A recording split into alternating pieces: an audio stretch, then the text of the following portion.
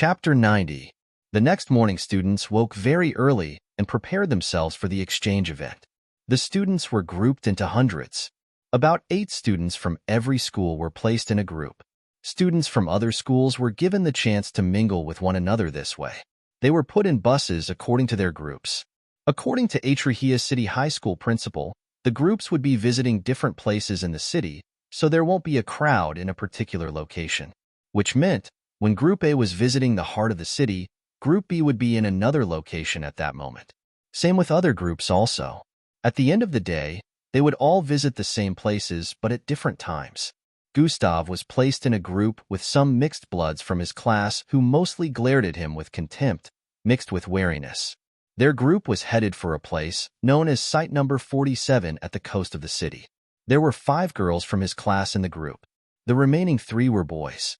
Only 2 of the 7 students didn't glare at him in a weird manner, but the same couldn't be said for the rest. One of them in particular couldn't look him in the eyes.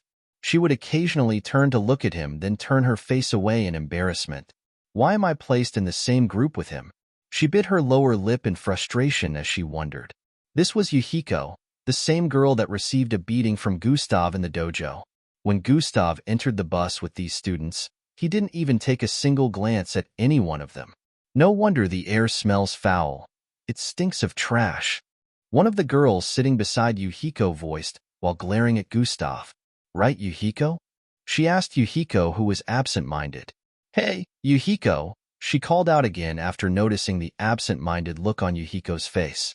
I said, doesn't it reek of trash here? She asked again while turning to the side to stare at Gustav, who ignored her jaunts. Yuhiko heard that, and her eyes slightly widened as she turned her face to stare at Gustav. Gustav turned his head to stare at her also. His expression was brimming with extreme aloofness as he made eye contact with Yuhiko. I guess this world will never lack idiots. What will you say, Yuhiko? How will you respond? Gustav leaned his arm against the window side and placed his jaw on his fist as a small smirk formed on his face. Yuhiko quickly turned her face around in embarrassment and stared at the person sitting beside her. Shut up, bitch, Yuhiko shouted out and gave her a slap across her cheek. Pa. Everyone was shocked at the sudden development. What was the reason for Yuhiko's extreme reaction? Even Gustav hadn't expected that she was going to react that way. WHYDDYOUSLAP? The girl held her face and voiced out with a look of pain and confusion. You can see that we're in a public place, in another city entirely. We're supposed to be united. Learn to have manners, Yuhiko said with a look of justice. The students within the bus stared at her saint-like expression with a look of understanding. The Echelon Academy students in the bus too knew Yuhiko for her saint-like attitude, so they also felt it was understandable. She's standing up for the trash even though he had the guts to ask her out in the past. This was their thought process. Gustav already knew what the situation looked like, but he wasn't bothered. He only laughed internally. The students from other schools started wondering why the girl referred to one of their own as trash in the first place. A girl with white hair walked over to Gustav's position and sat beside him. Gustav noticed that she was the same girl that sat beside him during their trip to Atrahia City. Hello, she greeted Gustav in a low tone. Gustav turned to stare at her for a few seconds before turning back to face the window. What do you want? Gustav questioned with a look of suspicion. He felt it wasn't a coincidence for them to sit together twice, especially when she was seated in another part of the bus earlier. Also, he felt that anyone from his class who tried initiating a conversation with him would have some kind of ulterior motive. Another thing was she was also kind of popular in Class 3, but she was the type that always refrained from putting her nose in other people's business. From what Gustav remembered, she was easygoing but also ignorant. He didn't have any reason to dislike her, but he also didn't have any reason to like her. I just want to be friends, she said in a friendly manner. And Matilda, she said while stretching out her hand towards Gustav in a bid to shake him. I'm not interested, Gustav said without turning to even look at her. Matilda had to drop her hand back down before she started speaking again. Isn't this city nice? There are a lot of things here that aren't present in ours. She spoke with a smile while looking through the window. The bus was passed through different routes, and they had streaked past several flying structures in the process. Some mechanical-looking birds also flew across the air in some parts of the city. Some trees planted around had purple, red, white, and several other colors of leaves, causing the city to look naturally colorful. Gustav was fond of nature too, so her words kind of caught his attention, but he still decided not to reply to her. The combination of nature and technology is beauty at its very peak, she said with glittering eyes while looking through the window. You're starting to sound like a buzzing mosquito. What exactly do you want? Gustav asked with a look of displeasure. Ouch, that's a bit mean, she said with a wry smile and looked at Gustav's face hoping for some kind of reaction, but to her disappointment, Gustav still had the look of aloofness on his face. I just want to be your friend, she said with a pleading look. You've been attending Echelon Academy for years. It's a bit too late to try and become my friend. What are you aiming to achieve by being the friend of trash? Gustav turned around to face her and stared into her eyes after he threw his question at her. The look he gave made her flinch back a little. Chapter 91. He has truly changed. I can't find a single bit of cowardice in his eyes, look, or manner of speaking. Matilda was mesmerized by the way he stared at her without breaking eye contact. I think we both know that you're not trash. At least not anymore, she said while turning her face away. Gustav stared at her suspiciously for a few more seconds before turning to face the window again. I don't know what you're talking about, Gustav said.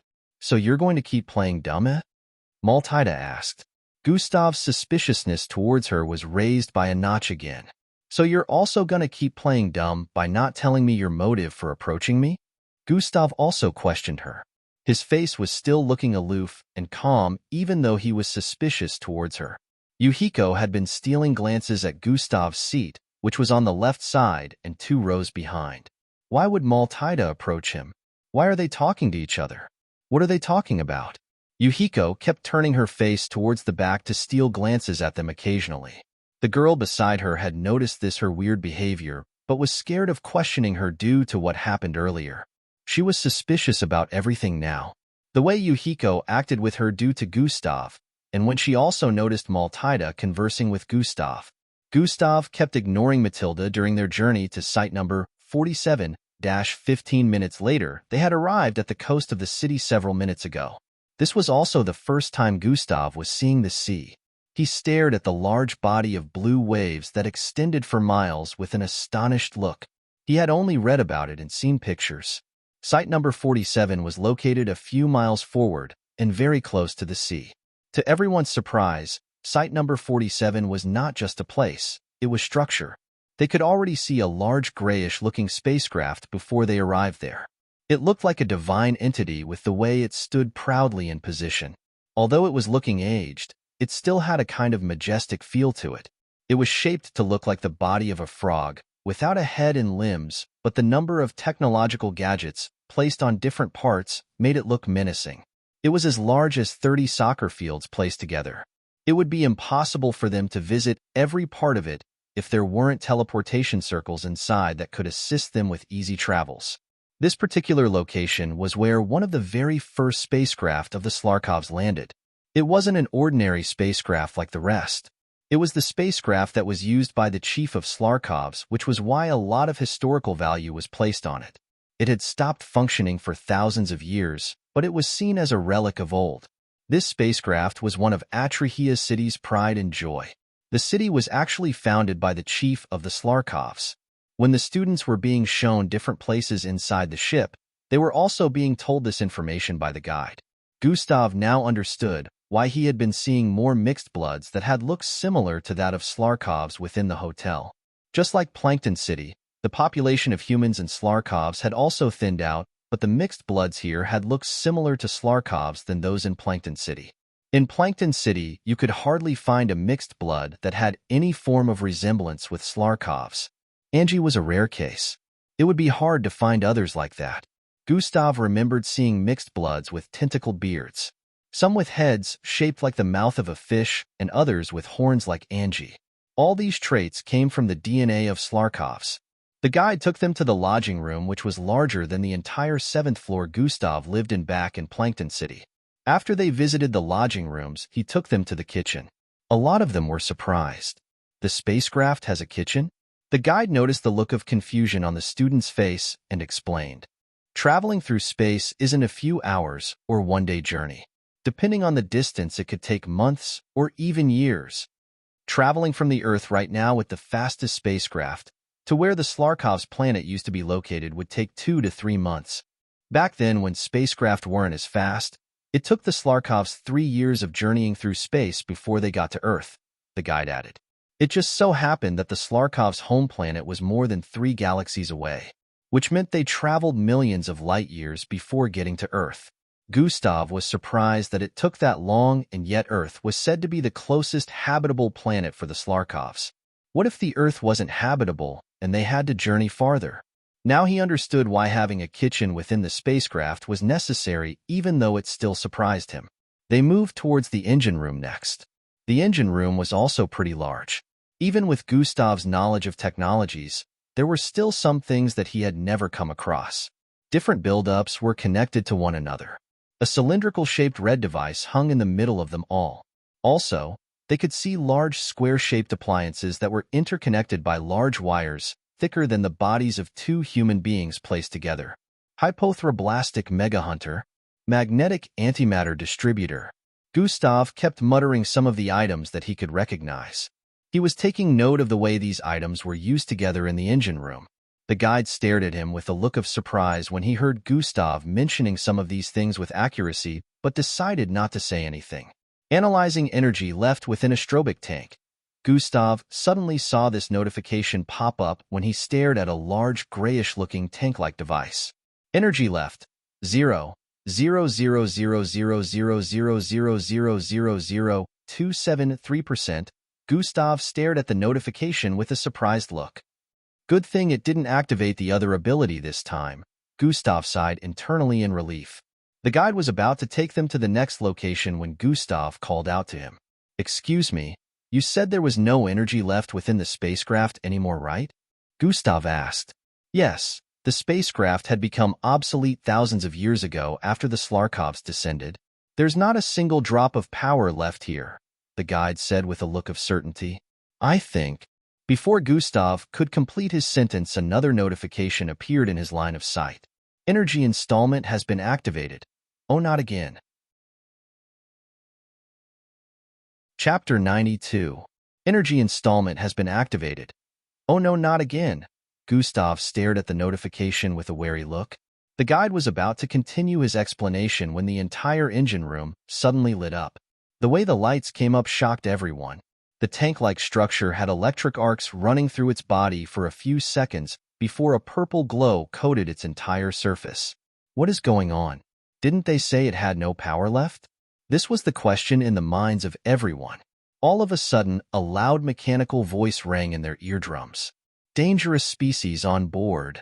Danger level of this species is above threshold. Annihilation of dangerous species shall now commence. Immediately, those words drifted into the ears of everyone. A large cannon-like weapon pulled out from above the ceiling, and a red beam of light gathered around the nozzle. Everyone get to the exit, the guide shouted out with a look of panic. Immediately, everyone turned around to run. The cannon shot out the red beam. Boom. Gustav, who was still trying to stop energy installment activation, saw a world of red appear in front of him. It was insanely faster than he could react to, but he subconsciously raised his arms in front of his chest in an X format to block the beam. Bang! It slammed into him with tremendous force, causing his body to be catapulted backward by 500 feet. Ugh! Gustav exclaimed in pain with his body was flying backward in midair, while the red beam covered his entire being. Boom! Gustav's back slammed into the wall of the engine room, causing a 2-meter dent similar to the shape of a human to appear within. Mist circulated from the point of impact, making everyone's vision unclear. Immediately after that beam was shot out, the engine room darkened again and the cannon lost power. Gasp! Everyone stared in the direction where Gustav was blasted to with a look of surprise, confusion, and panic. Chatter! Chatter! Chatter! Dash, is he dead? Dash, he's definitely dead. Dash, that wasn't a simple weapon. Dash, isn't the spacecraft more than 1,000 years old? How does it still have power? Voices of the students within the crowd could be heard. Now that the engine room had lost power, they weren't leaving anymore. They were more curious about what happened to Gustav. They stared at the guide who was currently in front of the dent and was also calling for other personnel to arrive in the engine room as soon as possible. The students of Echelon Academy already believed that Gustav was already dead. Only Matilda had an expression of intrigue, while Yuhiko had her mouth slightly opened in shock.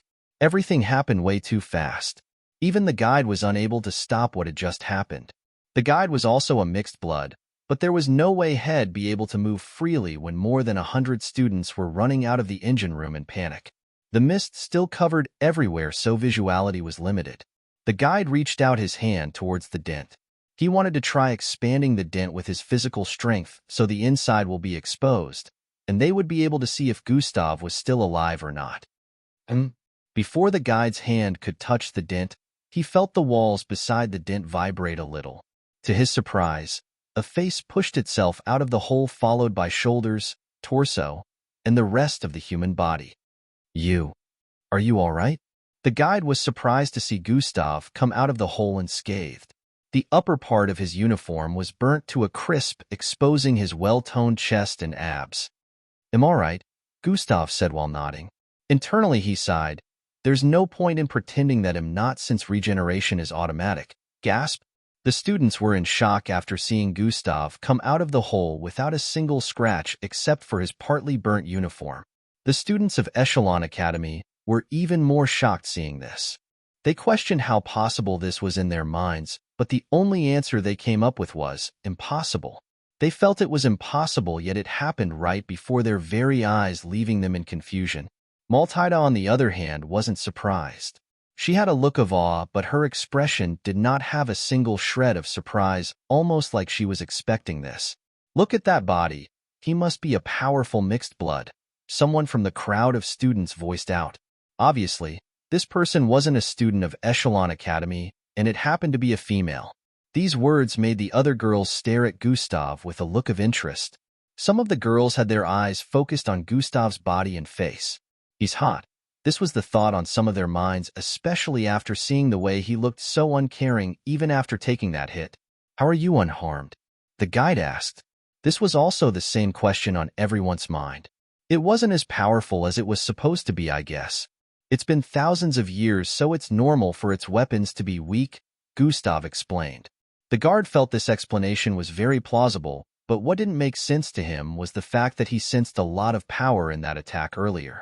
According to what he sensed, the power it radiated should be more than what kids of Gustav's age would be able to handle. He stared at Gustav with a look of suspicion. "Are you sure you're all right?" he asked again. "I'm fine. It was no more than a scratch because of how weak it was.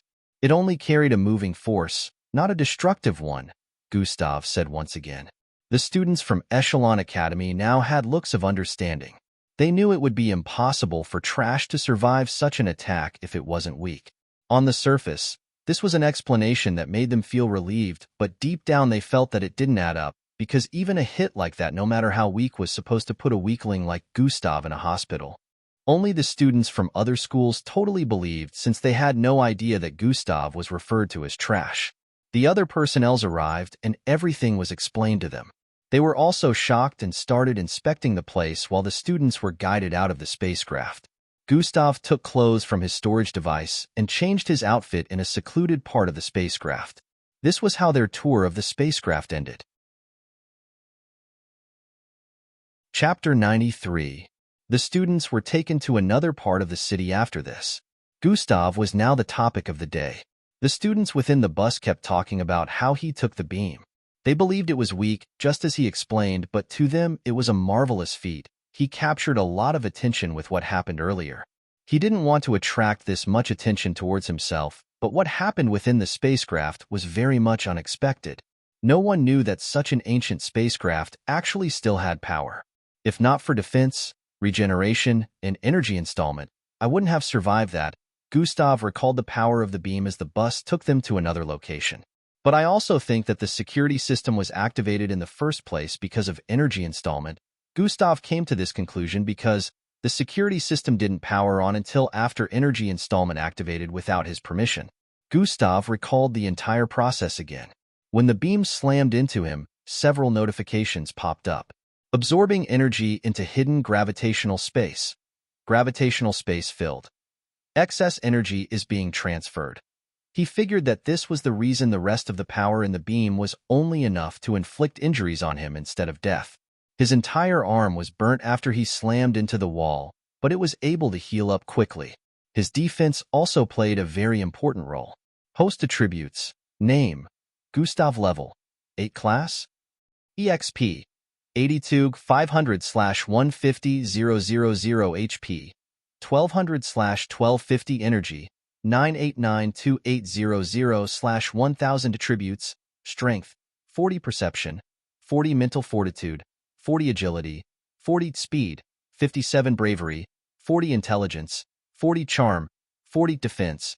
40 attributes points. 30. He didn't feel as much pain as he felt he was supposed to, even though he felt much danger from the beam when it was shot out.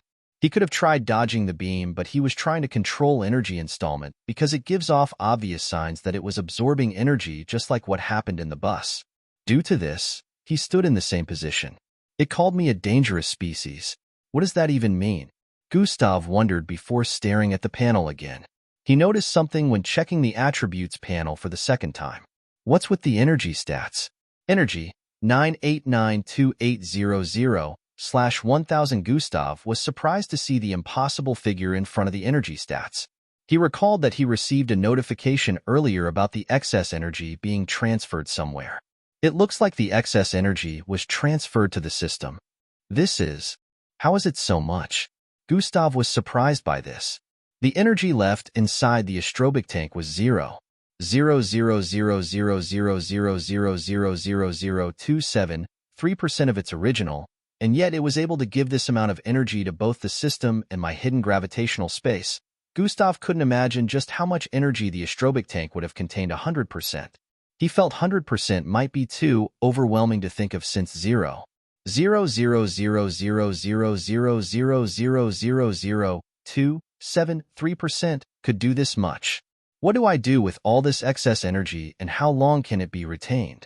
Gustav was wondering when another notification popped up in his line of sight. Host has acquired enough energy for a system upgrade. System will be upgraded 2 days from now. Countdown. 1 day, /23 HRS, /59 minutes, /59 secs. Gustav squinted his eyes in surprise. The system can be upgraded? 2 hours later, the group Gustav was placed in had visited about 3 other places that were also seen as historical places. One was a museum, and the second was a government technology corporation within the city. During their journeys, lots of students from other schools had initiated a conversation with Gustav and tried to get close to him, but as usual, he wasn't interested in any of them. He only exchanged conversation with a few of them.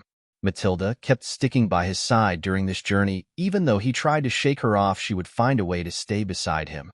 She was being rather persistent, and Gustav was starting to compare her with a certain girl, except for the fact that the other girl didn't have an ulterior motive. Right now they were headed to a place called the Ancient Market. Just like the name suggested, it was a market, but not the usual modern-day markets. Everything sold within that market was relics of the past. The bus arrived in front of the market, which was crowded, and they got down. The Ancient Market was the only place for buying and selling within the city that was truly like markets of ancient times. Gustav could see rows and columns of stalls constructed neatly around the place. The teachers told them to follow behind as they visited stalls one at a time. The market was so vast that Gustav felt some students would get lost here without a guide. The teachers also told them that they could decide to buy something if they wished. They would go from stalls to stalls observing ancient antiques. Some students who wanted to show off their wealth would decide to buy some things that they didn't need. After a while, the teachers noticed that the students were practically causing a roadblock as they went from one stall to another, so they decided to split up. There were only 2 teachers that followed, so they wanted to split the group in half, but Gustav raised his arm to give a suggestion.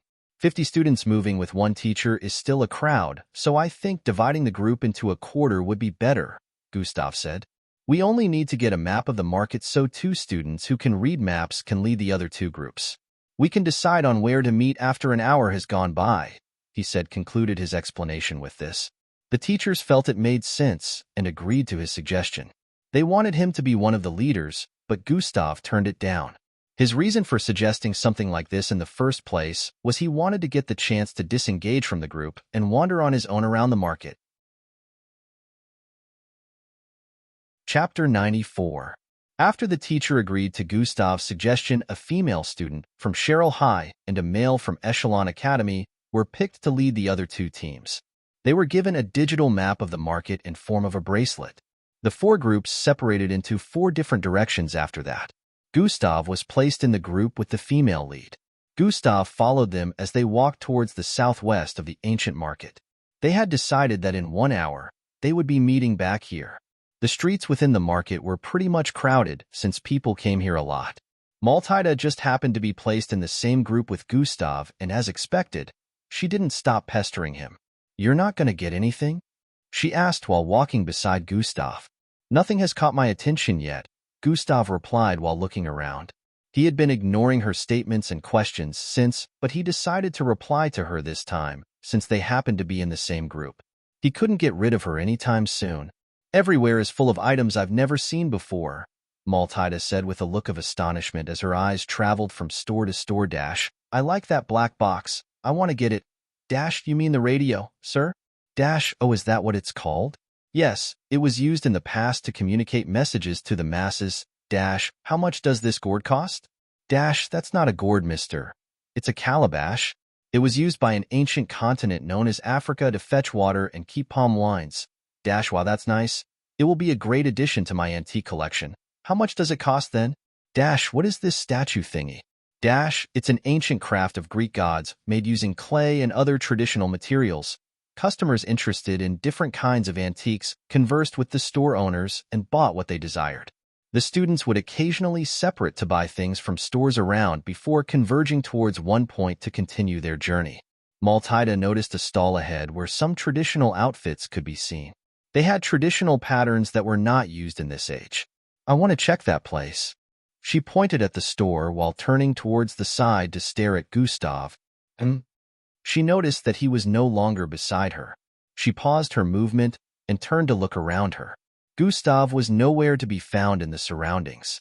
How did he leave my side without me noticing? At this time, Gustav was already on the other side of the street.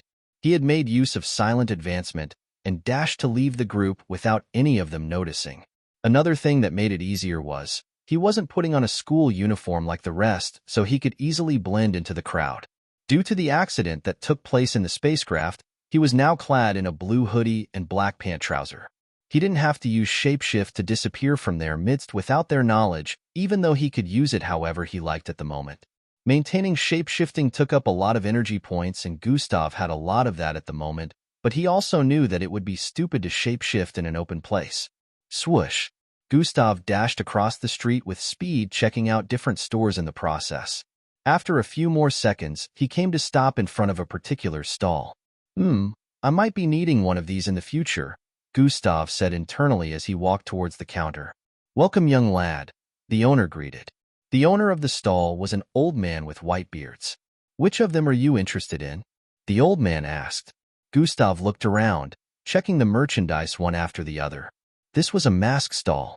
There were different kinds of colorful plastic and wooden masks displayed. Some of them were placed on stands positioned on the right and left sides of the store. Gustav was already interested in a few that he noticed, but he was still finding a hard time picking one. "Young lad, if you're having a hard time deciding, you can tell me the ones that caught your attention. I'll be sure to give you a slightly descriptive tale on the symbolism of each mask," the old man said with a smile. Gustav felt his expression must have made it obvious to the old man that he was having a hard time deciding. Gustav moved to the right stand and stretched out his arm to pick up 2 masks. He placed them in the counter-like table in front, then walked towards the left stand to pick up another mask before performing the same action. 3 masks were placed on the counter-like table at this point. Gustav stared at the old man, waiting for him to speak. The old man stared at the 3 masks for a few seconds with a profound smile on his face. "Young lad, you really have good eyes," the old man complimented while reaching out to pick up the first mask. "Let me start with this." He held up the mask. The mask was shaped to look like a demon with 2 long horns at the top. The red color made it look even more menacing. This is an ancient mask that symbolizes spirituality and protects against demonic beings and monsters. Also in the past, people that wore these kinds of masks were said to fight against these kinds of monsters to protect people, the old man explained. Gustav stared at the menacing-looking mask with a contemplative look. So people that wore these in the past were some kind of saviors. This was Gustav's thought process. The old man dropped the first mask and picked up the second. The second mask looked like the face of a whitish gorilla. This is also an ancient type of mask that symbolizes strength, brutality, and viciousness. Warlords back in the days wore these kinds of masks since they were the bloodthirsty kind that killed others without a shred of mercy. The old man said, and proceeded to put down the second mask. Gustav still had a look of contemplation. He hadn't made his choice yet. The old man picked up the third mask, which also happened to be the most beautiful out of the three. The third mask was shaped to look like the face of a white and red fox. It was mostly white, but there were parts of it that had reddish designs. Most of the reddish designs were rhombus-shaped. Chapter 95. This particular one, as you can see, looks like a fox, so it symbolizes more than one thing. They are very simple to understand, but also contradictory. The old man paused for a brief moment before continuing.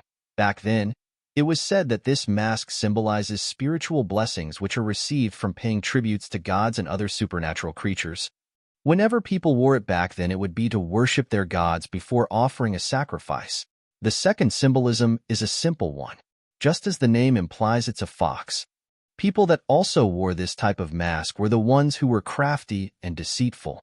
They could be the type that is both vicious and heroic should they choose to. Their ability to fool others is said to be the highest. The old man finished explaining and dropped the third mask too. Which of the three has caught your interest, young lad?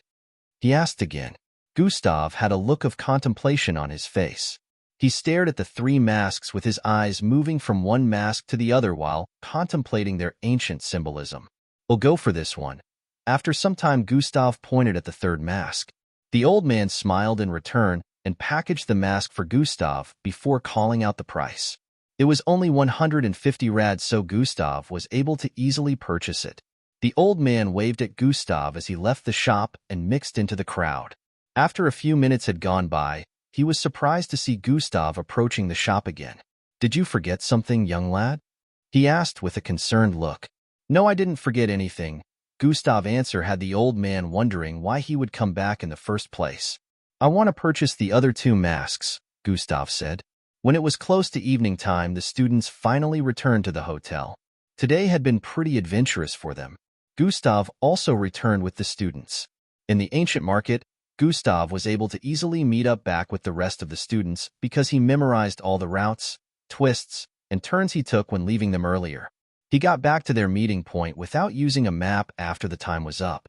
On his way back, he bumped into Angie in the ancient market. At first, he was surprised to see her and wondered why she would be there alone instead of being with her group. Upon listening to her explanation, Gustav had the urge to facepalm. Angie was disconnected from the herd of students because she noticed a kid who was lost within the sea of people inside the market. She decided to help that kid find their parent, and after doing that, she was unable to locate her group anymore. The group was also trying to locate her, but was unable to. The ancient market was a really big place, so it was very easy for people to miss each other. After bringing her back with him, the teachers contacted the other group and informed them about Angie being found. On arriving back at the hotel, Gustav was walking towards his room when he heard someone call out to him. Gustav, please wait. Gustav paused his steps and turned around. He already recognized the voice. Principal Irwin, he said with a low tone. Principal Irwin was headed towards him from the entrance, and he was able to call out to Gustav before he got to the elevator. What can I do for you, Principal Irwin? Gustav asked. Gustav, the Exchange of Knowledge event is tomorrow. Please lead the group that will be representing Echelon Academy, Principal Irwin begged. Not this again, Gustav sighed internally. Am not interested, Principal. Find someone else. There are lots of candidates for you to choose from. Please don't bother me again, Gustav said with a look of disinterest and turned around. By Principal Irwin, he said, and proceeded to enter the elevator. He didn't wait for Principal Irwin to try and convince him because no matter what he had decided not to help Echelon Academy in any way. Principal Irwin glanced at the elevator that had closed up with a provoked look. Looks like I have to call her. I'm sure he will listen to her, Principal Irwin muttered. Just like that, the night had gone by and the next morning had come. The students were currently headed for Atrahia City High School. Today was when the exchange event would truly start, and tomorrow was when it would end. They had used the entirety of yesterday to visit important places in the city. The only place they weren't able to visit that was also known as one of the most important parts of the city was the spacecraft stationed in the middle of the skies above the city. Yesterday, they were told that this was where the MBO branch was located within the city, and it was off-limits to non-MBO personnel. Even citizens of the city couldn't visit the place. Gustav felt that the only difference between this one and the one in Plankton City was, one was located on the ground while the other was in the skies. Just like Atrahia City, the MBO branch in Plankton City was also off-limits to non-MBO personnel. They arrived at Atrahia City High School after some minutes of traveling on the road. Atrahia City High School happened to be located in a highland area, so when they got down from the bus and started walking, it felt like they were climbing stairs. With the large size of the school, if a normal human was to walk around, they would easily get tired because it was constantly like climbing the stairs, but it wasn't really a difficult thing for the students since the physical fitness of mixed bloods were higher than normal. Multitudes of students flocked into the school's hall and took their seats.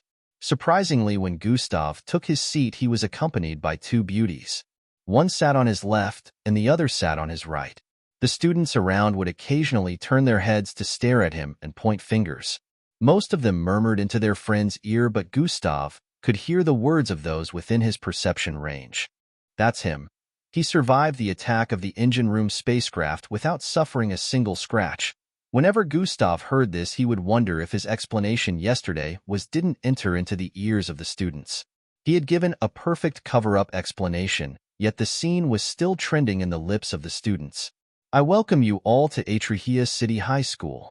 The exchange of knowledge will commence in a few minutes. A loud voice reverberated across the hall. Chapter 96. I welcome you all to Atrahia City High School. The exchange of knowledge will commence in a few minutes. A loud voice reverberated across the hall. The students stared at the middle of the hall. The hall was arranged in such a way that the large stage was placed in the middle. Beside it was another podium where transparent seats that looked like simulators were placed. A giant screen was placed above. It hung from the ceiling. The seats on the second podium were arranged in a kind of circular format. The person on the stage introduced Atrahia School to the audience and spoke for a few minutes about how the exchange of knowledge will be held. A participant from a school will ask a question, and the rest of the students would think of an answer. They would answer the question in the most descriptive method possible. If the answer was correct, they would receive 5 points. If no one could answer the question, the participant who posed the question would have to explain it. If that happened, the 5 points would go to them. According to the rules, questions from any subject could be brought up. It was done one turn after the other. 3 participants represented a school, but only one could ask a question until it got to their turn again. It would keep rotating from one school to another. Another rule was the question posed wasn't allowed to surpass high school level difficulty. The screens up there were programmed to display the questions asked by the students, grade their difficulty level, and analyze the explanation of the students. I will now call on the schools and the students representing them. The person on the stage right now was the vice principal of Atrahia City High School. When you hear your name, please come over to the stage and sit on the seats reserved for you. Faruko Adrias, Petra Jenkins, and Brenda Serial from Sherrill High. The vice principal called out. From within the crowd, 3 students in white and purple school uniforms walked towards the stage. 2 of them were females while one of them was a male. The principal proceeded to call out the next names after the first set of students settled down. Artemy Ankles, Friar Ezekiel, and Johnson Adrian from Brer Bullet High. 3 students clad in green and blue uniforms moved towards the stage after the vice principal called out. This was how students were being called out for the next 10 minutes. Eagle Wings High, Reflection Academy, Mount Eve High, Salvation Academy, Ascension Academy, Black Rock Schools. Finally, It got to Echelon Academy's turn. Maltida Avens, Draco Turk, and Gustav Oslov from Echelon Academy, the vice principal called out. Gustav had a look of confusion upon hearing his name. Why was my name called? He observed his surroundings and noticed that his classmates had the same look of confusion. Although they knew that Gustav was academically brighter than they were, they hadn't expected that Gustav would be picked by the principal. Maltida already stood up when her name was called, but she paused her steps when she heard Gustav's name and turned around. Let's go together then, she proposed. I'm not going, you can head over, Gustav said while remaining in his sitting position. Angie was seating on Gustav's right all this time. She didn't understand why Gustav would not be interested in representing his school. Gustav, aren't you gonna go? She asked with a confused look. Not interested, Gustav answered while staring at the first stage where dignitaries were seated. Principal Irwin was staring at him from there with a nervous expression. Maltida noticed the look of disinterest on Gustav's face and turned around to head towards the stage. Gustav felt a vibration in his sleeves area and pulled a blue-colored button from his sleeves area before placing it on the side of his forehead. Yes, Miss Amy? Gustav spoke with a straight look. Is there a good reason why I should? He spoke again. I get a cut? Fair deal. Besides, he only asked me to participate. Does this interfere with our deal in any way? No? All right then. Gustav ended the call with Miss Amy after 2 minutes. At this time, the students participating from all the schools present today had been called out, completely including Atrahia City's high school.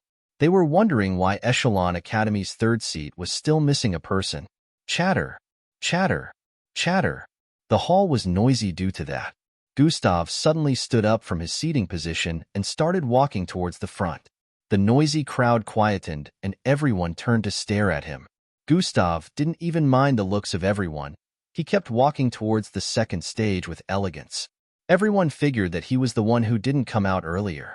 Gustav climbed onto the stage with an unbothered expression and sat on the third seat reserved for Echelon Academy. Maltida was in the middle while the other male student was sitting on the first seat. The 3 seats were placed side by side, and there was a circular glass panel in front of the participants. Now, like I've said earlier, the rotation is based on numbering, the vice principal said again. On the glass panels, different numbers lit up on the surface. Echelon Academy's glass panel had the number 4. This meant that they would be the 4th to ask a question. Let the exchange of knowledge begin, the vice principal said and went back to his seat. 3 faces were displayed on the large screen at this moment. The first school that would be asking a question was Cheryl High School. The girl in the middle proceeded to stand up and speak. Our first discussion will be about the laws of gravitational exploration, she said. If a spacecraft was getting pulled into a level 27 wormhole, what would be the best line of action for the captain? She asked. The screen above projected the question and the difficulty level. The difficulty level wasn't above the high school level. A red glowing button appeared on every school's panel. The first school to tap on the panel would be allowed to answer first. TCH, is this even a question? Gustav snickered internally, but he didn't take any action. Beep. The first school to tap on it was Briar Bullet High. They were fast enough to tap on the red display before others. A male student stood and started answering the question. The strength of a level 27 wormhole can be calculated based on the size and the attraction force it emits. The pilot could choose to do a split-second analysis and gauge if the amount of attraction force can. The male student kept speaking for several minutes before concluding. The force of acceleration upon using that amount of speed drawn from the emergency tanks would free it from the clutches of the wormhole after performing the previously mentioned procedures. After he finished speaking, the screen analyzed his answer for a few seconds before the result was displayed on the screen. On the screen, big green letters that said correct were displayed and a table appeared where 5 marks were placed in front of Briar Bullet schools. The audience applauded, and the students sat down with a smile on his face. The next school that was meant in line was Eagle Wings High. A female student stood from their midst and mentioned a topic based on mechanics before poising her questions. The question and answer session continued for several minutes before it got to Echelon Academy's turn. During the previous 4 turns, Echelon Academy was unable to answer a single question and Gustav had not even tried to touch the red display button since the start. Now that it was Echelon Academy's turn to ask a question, Draco quickly stood up with vigor and poised a question. A particle is moving around in a circle and its position is given in polar coordinates as x equals rcos and y equals rsin, where r is the radius of the circle and theta is in radians. From these equations, derive the equation for centripetal acceleration. After he finished poising the question, he stood with a smug look on his face. Pin drop silence. The students stared at Draco like he was retarded. A regular physics question? Someone from the audience voiced with a look of ridicule. Even the students on the stage had expected something a lot more technical, but they were disappointed. Is this what Echelon Academy has to offer? This was the thought on most of their minds. Gustav was already laughing internally when Draco asked this question. Immediately after the question was asked, he had already solved it in a second internally. He wondered why the principal would choose such a bum. One of the students from Atrahia City High School tapped the red button and stood up to answer the question. Without loss of generality, we only need to look at the equation for the exposition, since we know that centripetal acceleration points towards the center of the circle. Thus, when theta equals 0, the second derivative of x. The student kept explaining until the screen above showed that he had successfully answered the question. Draco sat down with a look of shame. Principal Irwin had the urge to face-palm from his sitting position. He was already starting to feel frustrated after noticing that Gustav just sat there with an unbothered expression. He didn't look like he was concerned with what was going, and or like he had intentions of participating. This kid, why isn't he trying to answer any question? Principal Irwin questioned internally with a dark look while staring at Gustav. Chapter 97.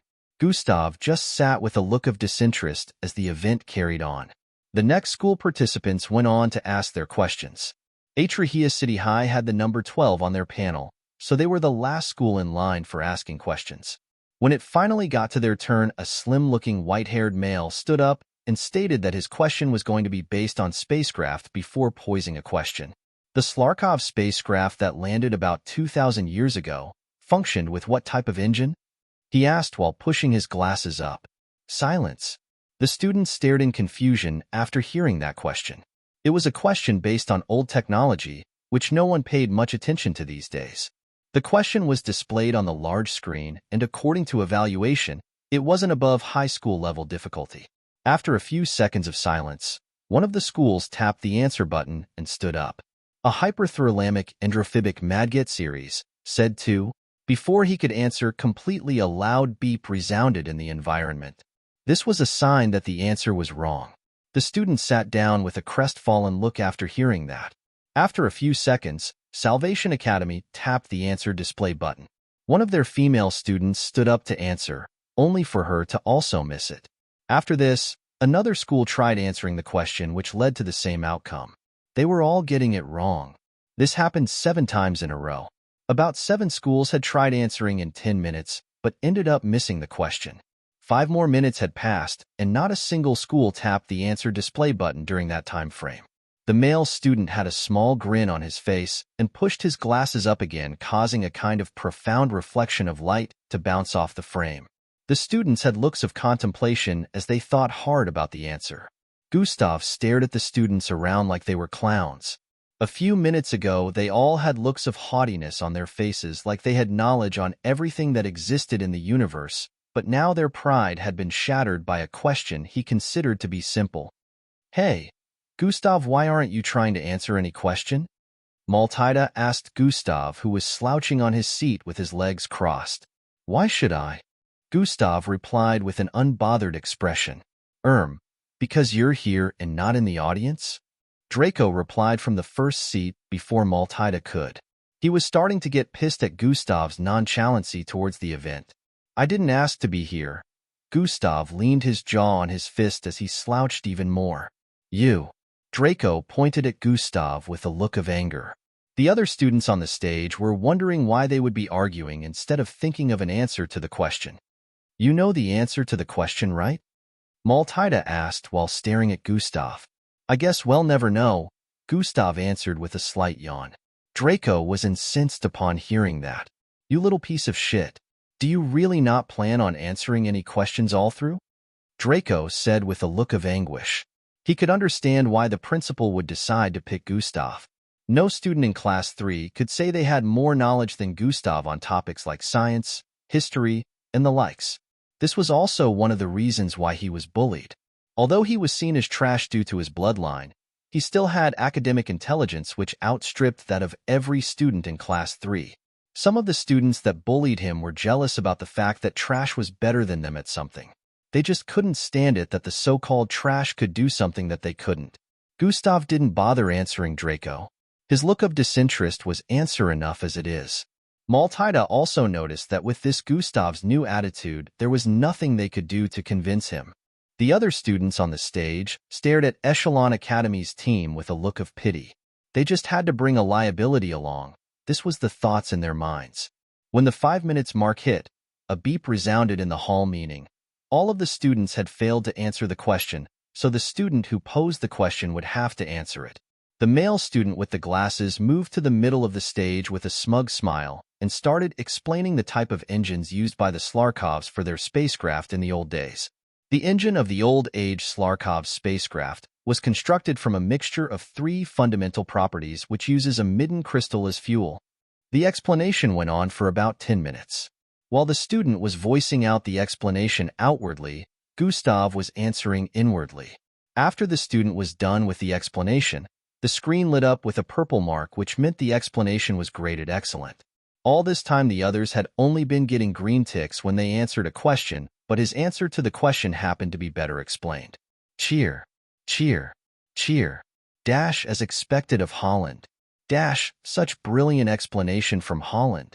Dash, he's the most knowledgeable here. After all, the students from other schools won't be able to hold a candle to him. From the side of the hall where Atrahia City High School students were positioned, cheers could be heard. Some of them praised the student who had just finished explaining. This same student had managed to answer 7 questions out of 19 prior to this. He looked like the typical wimp with his glasses and tiny build, which was why he wasn't noticed at the start. The other students practically didn't notice his presence until he started answering questions correctly and managed to score 35 points for Atrahia City High School. Now they were feeling intimidated and saw him as a great opponent. Holland went back to his seat after explaining, and the event continued. It was Cheryl High School's turn again. Chapter 98. A male student stood up this time to ask the next question. To his disappointment, his question was quickly answered by Holland again. As the event went on, other schools were getting more and more intimidated by Holland's intelligence and knowledge. Out of 7 questions, he had already answered 3 during this time. Echelon Academy was finally able to get up to 15 points after Maltida answered another question. She had given the correct answers to 2 questions in total while Draco had only answered on correctly. As for Gustav, he only watched the entire scenario. Principal Irwin was already sweating in his seat. As he watched the event play out, an hour went by, and every school had taken turns 2 times. On the ranking board, Atrahia City High School was in the lead. 1. Atrahia City High School, 90 points. 2. Cheryl High School, 30 points. 3. Briar Bullet High Schools, 30 points. 4. Black Rock Schools, 25 points. 5. Eagle Wing School, 25.6. Ascension Academy, 20.7. Echelon Academy, 20.8. Salvation Academy, 10.9. Mount Eve High, 5.10. Caldruis Eva High, 5.11. Reflection Academy, 5.12. Rose High School, 5 points. A loud beep resounded in the hall after Atrahia City High School finished explaining the question they had just asked. The principal of Atrahia City High School walked to the podium and announced a timeout. The first half of today's exchange of knowledge has come to an end. There will be a 1-hour break for students to go get a breath of fresh air. The principal had a smile on his face as he spoke. You're free to move around the environs. There will be no form of restriction. Enjoy your stay. The principal left the podium after concluding with this. Chatter, chatter, chatter. The students started leaving the hall in groups. Talks about the first half of the event escaped their lips as they walked out. Everyone was still astonished about how Atrahia City High School dominated the top spot on the ranking, and it was mostly thanks to Holland. Holland had answered questions so well that the screen above mostly glowed purple, which signaled that his explanation was excellent. The other competitors could also come up with questions that no one would be able to answer, but they had to consider the difficulty level. If it was above the high school level, it will be automatically canceled. Also, if they decided to ask a question that would be extremely difficult to answer and everyone got it wrong, they would have to give and explain the answer to that question. The thought of asking questions that they didn't know the answer to died down because of that.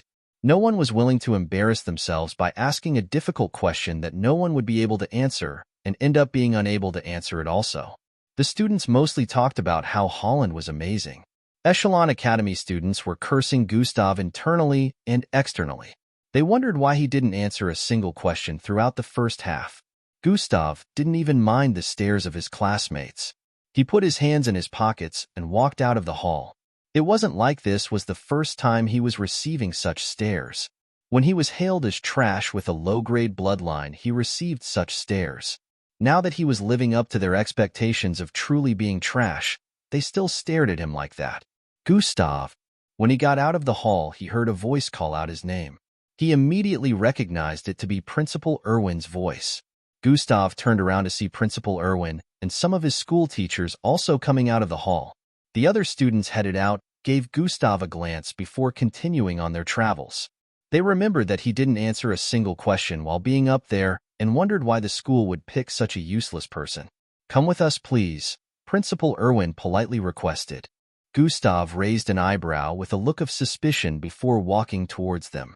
They headed towards a particular part of the hall and sat on some of the chairs there. "Why didn't you answer any questions, Gustav?" Principal Irwin asked immediately after they took their seats. "Why should I?" Gustav answered with a question of his own while shrugging. "Principal, Vice Principal, teachers." They were rendered speechless by his nonchalant answer. "Is something the matter?" Gustav asked with a look of confusion after seeing their looks. "Gustav, you know this is an event and you're participating. So you should know that you're meant to support," Principal Irwin said with a look of frustration. "You asked me to participate, which I did. I don't remember you mentioning anything about answering questions. Being on that stage already means I'm participating," Gustav replied. "What?" The principal and the teachers voiced out in surprise. You must be joking. You should know that." Before Principal Irwin could complete his statement, Gustav interrupted him. "You already made the deal with her, didn't you?" he said while staring at the principal. "Did you mention the part where I had to answer questions?" The principal's eyes widened slightly in realization. "You only mentioned that you needed me to participate and I am doing that. I don't have to answer any questions for that." Gustav smiled with a mischievous look and stood up. The principal's face squeezed up as he stared at Gustav leaving. His face looked like it had aged a few more years. The reputation of Echelon Academy School would take a huge dip if the exchange of knowledge ended this way, which could result in him getting fired. The school had always been lax when it came to the affairs of mixed bloods in the school, which was why falling grades of subjects like mathematics and English didn't affect them. This was practically why all of them didn't bother studying these subjects enough.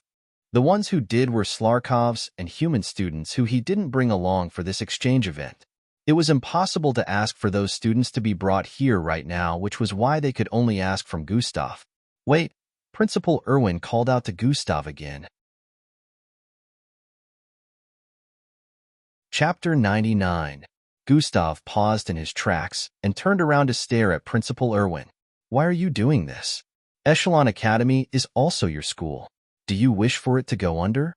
Principal Irwin asked with a conflicted stare. "Haha, that's the funniest question I've ever heard." Principal Irwin must be a comedian. "Do you really think I care about this school?" Gustav laughed lightly while asking. "The school can be burned down for all I care. It shouldn't be new to everyone that he hated the school after everything they had put him through, yet Principal Irwin was asking like he wasn't aware of any of that. "Please, Gustav, you can't let the reputation of the school sink," one of the teachers begged. The other teachers also had a pleading look on their faces. "The school will be grateful," the vice principal added. Gustav chuckled and turned around. "I don't care if you all lose your jobs. After all, you never did a thing when I was being bullied by your beloved students." He started walking away once again. Hidden quest completed. A new random quest has been issued. Gustav paused after walking several feet away after seeing the notifications. Completing a hidden quest and receiving a random quest at the same time. Gustav checked out the information under both notifications, and a grin appeared on his face. Had a feeling it would be something like this. Gustav turned around and started heading back towards the principal and the teachers. Their moppy looks changed into hopeful ones after seeing Gustav approaching them. Principal Irwin, remember making a deal with Miss Amy? Gustav asked. Principal Irwin nodded slightly with a knowing look. Good now. You're gonna have a separate deal with me if you truly want me to participate, Gustav said, and proceeded to sit while crossing his leg. The principal had the rest of the staff had looks of confusion upon hearing that. Not just you, but all the rest of the teacher too. All of you are involved, Gustav smiled while speaking. Just like that, 1 hour had gone by again, and it was time for the exchange of knowledge to resume. The hall was crowded once again. The participants from each school walked towards the stage again, Gustav included. After his discussion with the teachers ended earlier, he walked around the school and visited a few places in the environment. One of them was their library. He was fond of Atrahia's high school library for a few reasons. One of them was there weren't any restricted sessions in the libraries, unlike Echelon Academy. One thing he noticed during that short period of observation was their library mostly had historical information about their city, but when it came to historical information about the world as a whole, Echelon Academy had more detailed books. Cheers! Cheers! Cheers! The crowd was still cheering for Atrahia City High School participants. They got to the stage and took their seats. Gustav also took his seat in his initial sitting position. The principal of Atrahia City High walked towards the stage once again and said a few words before giving them the go-ahead for the resumption of the event. As expected, the first school that would be asking a question again was Cheryl High. From now on, leave it to me, Gustav said with a confident expression while staring at Maltida and Draco. Both of them stared back at him with a confused expression. They were about to ask what he meant when the female student from Cheryl started voicing out her question. Cancer used to be a very dangerous disease to humans back in the old days. Explain how they came into existence and how they were cured? The female student stated and took her seat when she was done. She had a pretty confident look on her face. It was obvious that she had used that 1 hour to prepare herself. They waited for about 3 seconds before the screen above lit up with a green mark that symbolized the question wasn't above high school level difficulty. Beep. Immediately the green light appeared. A student had tapped the red light on the panel in front of them. Everyone felt it must have been the genius Holland again, since this was the fastest speed anyone used in tapping the red display button for answering questions. To everyone's surprise, the screen displayed Gustav's appearance and his name. Isn't he the same guy that didn't bother trying to answer a single question during the first half? I can tell that his answer is going to be full of rubbish. The crowd of students didn't believe that someone who didn't answer a single question earlier would be able to answer any right now. Only the students of Echelon Academy actually had looks of bewilderment. Is finally going to be serious? Matilda wondered while staring at Gustav, who was now in a standing position. Gustav walked to the middle of the stage and stared at the crowd with a nonchalant expression before he started speaking. Cancer didn't need to come into existence. It was already in humans since the day of their birth. The reason why it when I noticed was because it was always asleep, practically dead until a force triggered it. Gustav paused for a while before continuing. Once it was triggered by this force, that is when it awakens in the human body and became discoverable through scientific experiments. Different kinds of things can trigger cancer. It just varies from person to person. It may be an intense workout, frequent usage of dirty outfits, unknown consumption of chemicals, and so many others. Gustav was practically like a teacher as he explained. He moved to the front of Cheryl High students and placed his left arm in his pocket before continuing his explanation. The cancer cure wasn't later needed since humans achieved partial evolution, causing their internal body structure to slightly change. This caused cancer to totally disappear from the human race in the year 2059. No cure was created in the first place since humans didn't have the capacity to pull that off. Their salvation came from the partial evolution. Gustav concluded with this. Chapter 100. The students of Cheryl High had their eyes slightly widened. How does he know about this? They thought that no one would be able to answer this question since it had to do with both history and biology. The only person that they felt wary about was Holland, and they believed that even he wouldn't be able to answer such a question related to biology dated back by that long. Beep. Another loud, beeping reverberated across the hall. Dash, he got it wrong. Dash, as expected of someone who didn't answer a single question in the first half. The beeping sounded like Gustav got the question wrong, but immediately they noticed that was on the screen. Their eyes widened. Dash, perfect graded explanation? On the screen, Gustav's answer to the question was graded as perfect. Chatter, chatter, chatter. Dash, how is this possible? Dash, he explained the answer perfectly? The students were in shock except for the Echelon Academy students. The students of Cheryl High School didn't doubt the perfect graded answer since their explanation wasn't as detailed as that. They knew that if everyone failed to get the right answer and they gave the answer themselves, it wouldn't have been as explanatory as that. Gustav had taken his seat at this point. It was time for the next school to ask their question. Gustav had already grabbed everyone's attention, so they all watched with looks of interest. They wanted to know if what he pulled off earlier was just dumb luck. The next school, which was Eagle Wings High, took the stage. One of their female participants with dark gold hair stood in the middle of the stage and voiced out her question. My question will be based on the anatomy of mixed breeds, the female student said before proceeding to ask her question. Mixed breeds also have bloodlines, yet they are in form of beasts. What differences are there between a mixed breed bloodline and a mixed blood bloodline? After asking the question, the screen graded it to be okay for answering. Beep. Immediately after it was graded, finish the answer display button had been tapped again. According to the display screen up, two students' fingers could be seen on the display panel in front of them. They were Holland and Gustav. They tapped before any one of the students could. They had tapped so fast that no one knew who tapped first. Everyone stared intensely at the stage, waiting for the screen to display who touched the answer button first.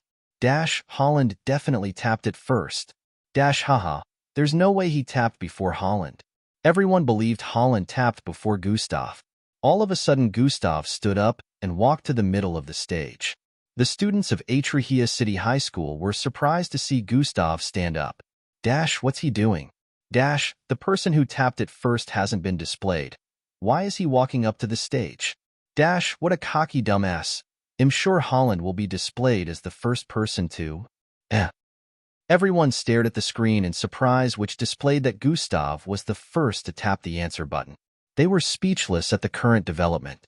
There are several differences between the bloodline of mixed breeds and mixed bloods. Gustav started explaining as he placed his left hand in his pocket and used his right hand to demonstrate. One of them is the fact that mixed bloods mostly have bloodlines that enables them to retain their human form and also at times give abilities that don't require transformation, while mixed breeds have bloodlines that tend to relate with their forms and grants abilities that are generally different from most mixed bloods. Gustav paused for a second and walked to the front of Eagle Wings High School participants. He stared into the eyes of the female who asked the question before he continued speaking. The girl couldn't understand why she couldn't take her eyes off Gustav. Practically every girl in the hall was staring at Gustav with a gaze filled with interest. The way he walked around while giving explanations with his cool expression and good-looking face, mixed with graceful movements, made them feel a certain kind of subconscious attraction to him. Reasons for this is based on how mixed bloods have unsaturated bloodlines within their bodies and have to channel their bloodlines for increment. The mixed breeds have a saturated amount of bloodline within their bodies from the moment of their birth. Gustav kept explaining for another 5 minutes before concluding. He had made extensive research on mixed breeds since he started killing them, which was why he was able to give so much information at the moment. One of the things that bugged him when researching this was, if mixed bloods managed to increase the concentration of the bloodlines in their bodies to the point where every vessel, vein, and artery had their bloodline flowing through it, would transformation take place like the mixed breeds? Would mixed bloods transform to become beasts and be unable to go back to their initial state? The reason why this bugged him so much was, mixed breeds didn't have normal blood flowing through their body, unlike mixed bloods who had human and Slarkov's blood flowing through them simultaneously. After Gustav finished his explanation, the entire hall became silent again. The screen displayed a perfect explanation, and another 5 marks were added to Echelon Academy. The shocked looks on the faces of other students and the principals of other schools made Principal Irwin's face light up. If he was this knowledgeable in the first place, why didn't he say a thing in the first half? Everyone had similar thoughts. They were in awe due to his performance. Like Holland wasn't enough, now we have to compete with another monster. The other participants stared at Gustav with looks of intimidation. Holland kept staring at Gustav, but Gustav didn't even spare him a glance, almost like he was saying, "You're not on my level." The event continued after that, and the next school came up to present their question. Beep. Just like before, Gustav had tapped the button before anyone else again and walked to the stage to answer. The crowd was once again left with shocked faces as Gustav gave another perfect explanation while answering this question. Echelon Academy was the fourth in line to ask a question, which meant it was their turn now. Draco wanted to stand up, but Gustav held on to his left shoulder from the side. "I said leave it to me," Gustav muttered and proceeded to stand up before Draco could reply. "I will be asking a question based on historical records of the Slarkov's descent," Gustav said while walking to the middle of the stage. Chapter 101. The participants stared at him with a nervous expression. This was a very vast topic, and information about it was mostly kept under the wraps. They had no idea if the question would be based on general knowledge or not, but everything still depended on the grading of the difficulty of the question. What tool was presented to Earth by the Slarkovs to show that they were a peaceful race? Gustav asked and walked back to his seat. Chatter, chatter, chatter. The hall became noisy again after Gustav asked his question. This was truly something that wasn't known to the general public, because history books relating to the Slarkov's descent were extremely scarce. It was almost like information about that was being covered up. The screen started calculating the difficulty. In a few seconds, it displayed the difficulty, which happened to be a high school level difficulty. Chatter, chatter, chatter. The hall became noisier. At first, the students believed it would be above high school level, but now that it had been displayed that it wasn't, the participants would have no choice but to answer. Small whispers could be heard on the stage as teammates discussed among themselves how they would answer. Even after 2 minutes had passed, not a single participant stood up to answer. "It's just as I thought. He is well versed in science than other topics." Gustav stared at Atrahia City's high school participants with a look of contemplation. He had studied the 3 students representing them earlier: Holland, Ezekiel, and Vivi. The 3 were versed in different aspects that complemented one another, but Holland was the only person Gustav felt was more knowledgeable in the aspect he was versed in, which was science. If he were to come up with a scientific question, he was sure that Holland had an 80% chance of answering. Since Holland was the only person, he was wary if he decided to bring up a subject that wasn't related to science. The girl in their group, Vivi, was the only one who was really knowledgeable when it came to history, but Gustav doubted that even she knew the answer to this. Beep. Finally, a school tapped on the button. A female student from Black Rock School came forward to answer. The item wasn't mentioned in the historical records. "How are we supposed to know it?" she said with a squeezed-up face. Everyone thought she came up to answer. No one expected that she actually came up to complain about the question. The tool was very well mentioned.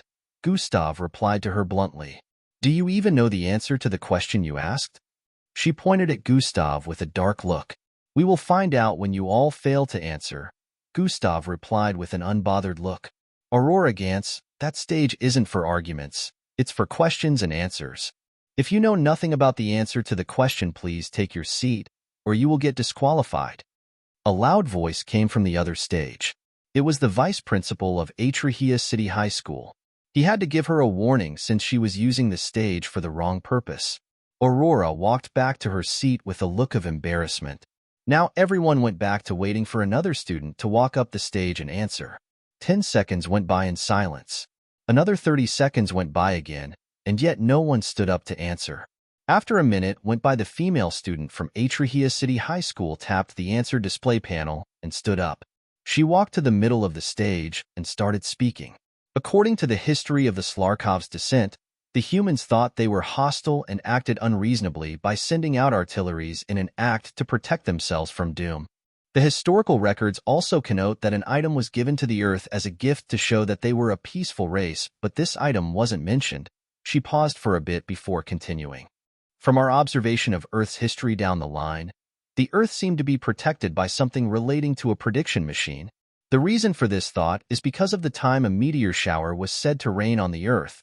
The places that were affected had been evacuated of human life beforehand, she said with a look of certainty. I believe the item is a technological doom prediction device. She concluded with this. Chatter, chatter, chatter. Voices conversing could be heard from the crowd. They talked about the possibility of Vivi's answer being correct while waiting for the result. Even the audience themselves were not very knowledgeable when it came to history, so they couldn't tell if the answer was correct. Beep. The screen finally displayed the status of her answer after a few seconds. To everyone's surprise, she was wrong. Here I was thinking she could actually answer correctly with the way she started. What a disappointment, Gustav said internally. The chatters from the crowd increased again. Since even Vivi got it wrong, I doubt any of the students can get it correctly. I doubt that this Gustav who asked the question can answer it. The crowd, especially Atrahia City High School students, had already seen Vivi as a goddess of history due to the way she had been answering questions related to them previously. Now that she failed to answer, they believed that no one else could. The participants that had similar answers to Vivi's answer remained in position with a dumbfounded look. They couldn't think of anything else that would be the right answer to this question. Beep. Another beep resounded in the hall. This signified that the timer for answering the question had finished counting down. Now the person who posed the question would have to answer it since the other participants failed to do so. Gustav, knowing he was up, walked to the stage. I asked that what tool was presented to humanity by the Slarkovs. It's a very simple question. Gustav started speaking. In the past, when the Slarkovs descended, there was chaos, but the Slarkovs gave two things to humanity to prove that they weren't a hostile race. Instead, they were peaceful. Gustav paused for a bit before continuing. One is well known to everyone while the other is hidden. Intelligence. Gustav stated with a profound look. Chatter, chatter, chatter. How could intelligence be the answer? Is he messing around right now, or he doesn't know the answer? Is he referring to intelligence as the tool received? The crowd refused to believe that Gustav was right. Gustav didn't mind their words and kept speaking.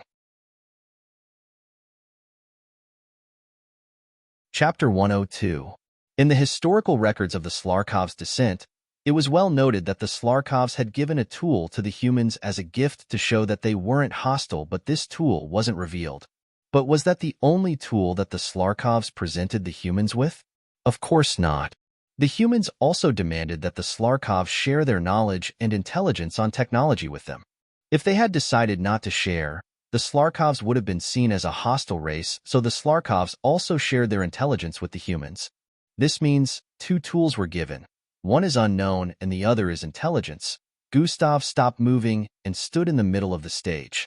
Since I asked what tool was given and there happened to be two tools, you only needed to mention a single one, Gustav added with a slight smile. Beep. The screen lit up, displaying that Gustav had answered the question correctly. Silence. The crowd was once again rendered speechless. Gustav had practically played with their minds. It was public knowledge that technological advancement today was due to the Slarkovs, but when a question like this was asked, the first thing that came to mind would be the item that was presented as a gift to the humans. No one would think of the intelligence that was shared. Even the principals were surprised when they heard this. They hadn't expected such a reply since they knew the information about that item was very well guarded. They thought Gustav was also going to miss the question, including Principal Irwin. This kid. I thought he asked this question so everyone could fail and the 5 points would be lost. Who knew he would pull such a mind twist on everyone? Principal Irwin had a look of surprise. His thought was similar to the rest of the principals. They had not expected Gustav to have an idea about that item. Even if he knew about it, he wouldn't be able to mention it since it was a crime to reveal the item in public. It was a very well-guarded secret among the higher-ups. Gustav would be taken into custody if he knew about it and decided to reveal it here. Gustav walked back to his seat after causing the crowd feel awed. Angie cheered for Gustav from her seat area. From the start of the event, she had been the only one cheering for him. Her classmates would stare at her with a weird look, wondering which side she rooting for and why she would even be cheering for someone who didn't answer a single question the whole time, but she wasn't concerned about their stares. Only her close friends in school had heard her speak about Gustav, but they weren't impressed when he didn't answer a single question in the first half. Now they were starting to understand why Angie was so infatuated with him. Gustav walked back to his seat amidst the awe-stricken faces of the crowd. We were fooled. The participants could only blame themselves for not deciphering the question properly. The event commenced, and a participant from the next school came on the stage. When the question was asked again and graded on the screen, the beeping sound was heard immediately. This time, a lot of the students tapped on the answer button at the same time. At least that was how the audience saw it, but the screen showed Gustav as the first person to tap the answer display button once again. Gustav answered the question correctly, adding extra 5 points to Echelon Academy. As the event continued, the participants and audience faces turned from shock to awe and from awe to disbelief. Gustav would always be displayed as the first to tap the answer button. The participants were starting to think that it was rigged, since they also tapped the button immediately after the question had been graded. Atrahia City High School participants would purposely stretch out their finger towards the panel before the question was graded, so they could quickly tap on it, but even with that, Gustav would still be displayed as the first to tap. Due to this, Gustav kept bagging points for Echelon Academy, causing them to rise on the rankings. Gustav kept answering one question after the other correctly. After answering the 17th question, Vivi couldn't take it anymore. She stood up with an incensed look and accused Echelon Academy of cheating. How could he keep being the first to tap when we all tapped it at the same time? She pointed at Gustav as she spoke. This disturbed the event, and the principal of Atrahia City High School had to address this on the podium. Vivi, take your seat and stop throwing baseless accusations around, Atrahia City High School principal said. What? Principal Dirk? It's obvious that he's cheating, Vivi shouted out while staring at Gustav with a look of anguish. Gustav just stared back at her with a calm look. Please take your seat so you do not embarrass yourself any further, Principal Dirk replied, dumbfounded them. They had not expected this to be his response. Principal Dirk, what is the meaning of this? Your student is trying to tarnish the reputation of mine, Principal Irwin voiced out from behind. Your student is cheating, Vivi shouted out. Vivi, keep quiet. Principal Dirk had to scold her openly before she turned silent. He turned around and apologized to Principal Irwin before asking the screen to replay the previous question and answer sessions. On the large screen, footages were displayed of when the previous questions were graded. It displayed the footage in slow motion. All the participants stretching their fingers forward to tap into the answer button, but before any one of them could touch it, Gustav's finger would have already made contact. His finger was like a blur pushing forward with a speed that was faster than the other participants. The students didn't notice this earlier since all the participants were very quick in tapping the button. They had been thinking.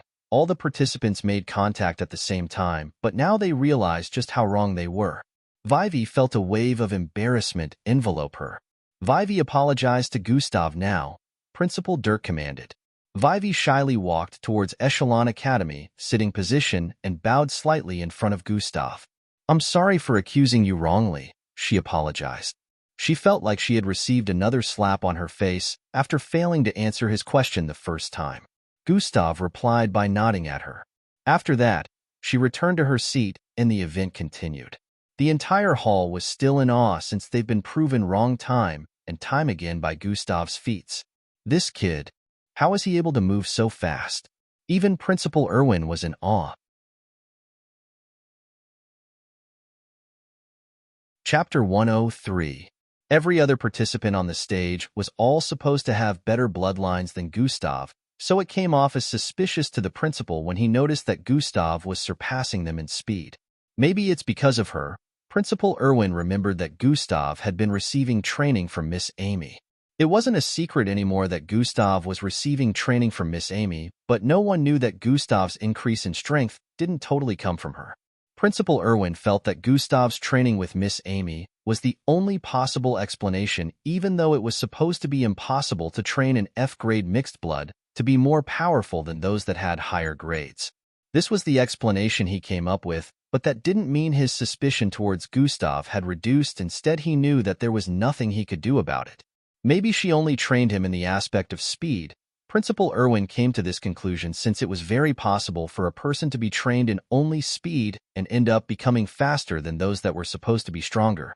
Principal Irwin had a little monster like this and decided to keep him under the wraps during the first half. Principal Dirk said from the side. Haha, Principal Dirk, that wasn't my intention. He was only meant to observe his opponents for the first half and know how to tackle them successfully during the second half. Principal Irwin didn't miss the opportunity to make Echelon Academy look good. Blowing Gustav's trumpet was the best way to achieve that right now. Ah, so he's like a secret weapon and Principal Irwin decided not to unleash him till the next half? Black Rock Principal asked from the side with a look of astonishment. Haha, you can say that. Principal Irwin laughed lightly while replying. A secret weapon that cost me a lot. Principal Irwin was both heartbroken and joyful at the same time. But at least he is worth it. The exchange event commenced and schools continued to ask their questions only to have them answered by Gustav. Holland stared at Gustav from his position and shook his head with a wry smile. I've lost to him. An hour later, the exchange of knowledge event had come to an end and the results were currently being showcased on the screen above. 1. Echelon Academy, 190 points. 2. Atrahia City High School, 90 points. 3. Cheryl High School, 35 points. 4. Briar Bullet High Schools, 30 points. 5. Black Rock Schools, 30.6. Eagle Wing School, 25.7. Ascension Academy, 20.8. Salvation Academy, 10.9. Mount Eve High, 5.10. Caldruis Eva High, 5.11. Reflection Academy, 5.12. Rose High School, 5 points. Echelon Academy took first place in the Exchange of Knowledge event. The difference in points between the first and the second place was gargantuan.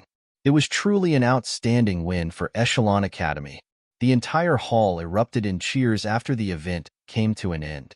The cheers were mostly from Echelon Academy students. Even though a lot of them still regarded Gustav as a lower life form due to his bloodline, they had to admit that this wouldn't have been possible without him. The Exchange of Knowledge event came to an end this way, and the students were taken back to the hotel to rest for tomorrow's duel. It had already been announced that there were going to be duels between schools tomorrow in Atrahia City High School's training grounds.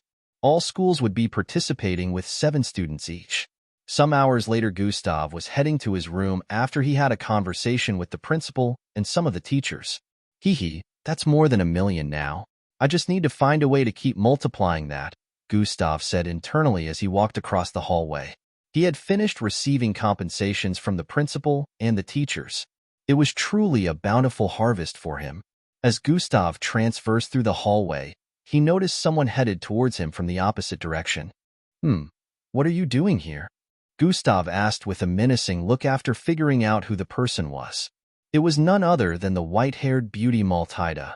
She paused her movement when she arrived in front of Gustav. Gustav walked to the front of his room door and stood before it while staring at her. What do you want? Gustav asked again. Well, first, good job today. We would have lost if you didn't step up. She praised Gustav with a smile. What exactly do you want, Maltida? Stop beating around the bush. I know you're not the type to care about others, Gustav said with an intense glare. Ouch, that hurt, Maltida muttered with a wry smile. But maybe you're right, Maltida replied with a serious gaze. When you live the kind of life that I do, you tend to ignore it. Before Maltida could complete her sentence, Gustav interrupted her. I don't care. Keep whatever you're going to say to yourself. Gustav's tone and manner of speaking at this point sounded very uncaring. It was laced with such coldness that Maltida felt chills, especially with the way he stared at her. Just tell me what you want. Why are you on my case? Gustav asked while moving closer to her. I want us to make a deal, Maltida said while moving closer to Gustav. A deal? Sounds pretty interesting, but what makes you think I'd make a deal with you without knowing your motive first? Gustav asked. I want us to work together after getting into the MBO training camp. I want us to be accomplices. Maltida finally spilled the beans. Work together? What makes you think I'll pass the test and get into the camp? Even if I did, why would you want to work with trash? Gustav asked in successions. I hope you stop seeing me as a fool because you and I both know that you're not trash anymore, Maltida said with a look of certainty. I don't know what happened to you recently, but I can tell that you're not the same as you used to be. She added. I don't know what you're getting at. Why would you need an accomplice within the camp? Gustav asked with a suspicious gaze. You can't understand the information big families receive. If we become comrades, I will explain everything to you. It's gonna be a win-win in the end, Maltida answered. Just where are you getting such ideas about me being worthy of becoming your accomplice? Gustav questioned with a suspicious gaze. Chapter 104. You survived the attack of the spacecraft in Site Number 47. You left my side without me noticing during our tour in the market, and your personality took a complete 180 degrees turn.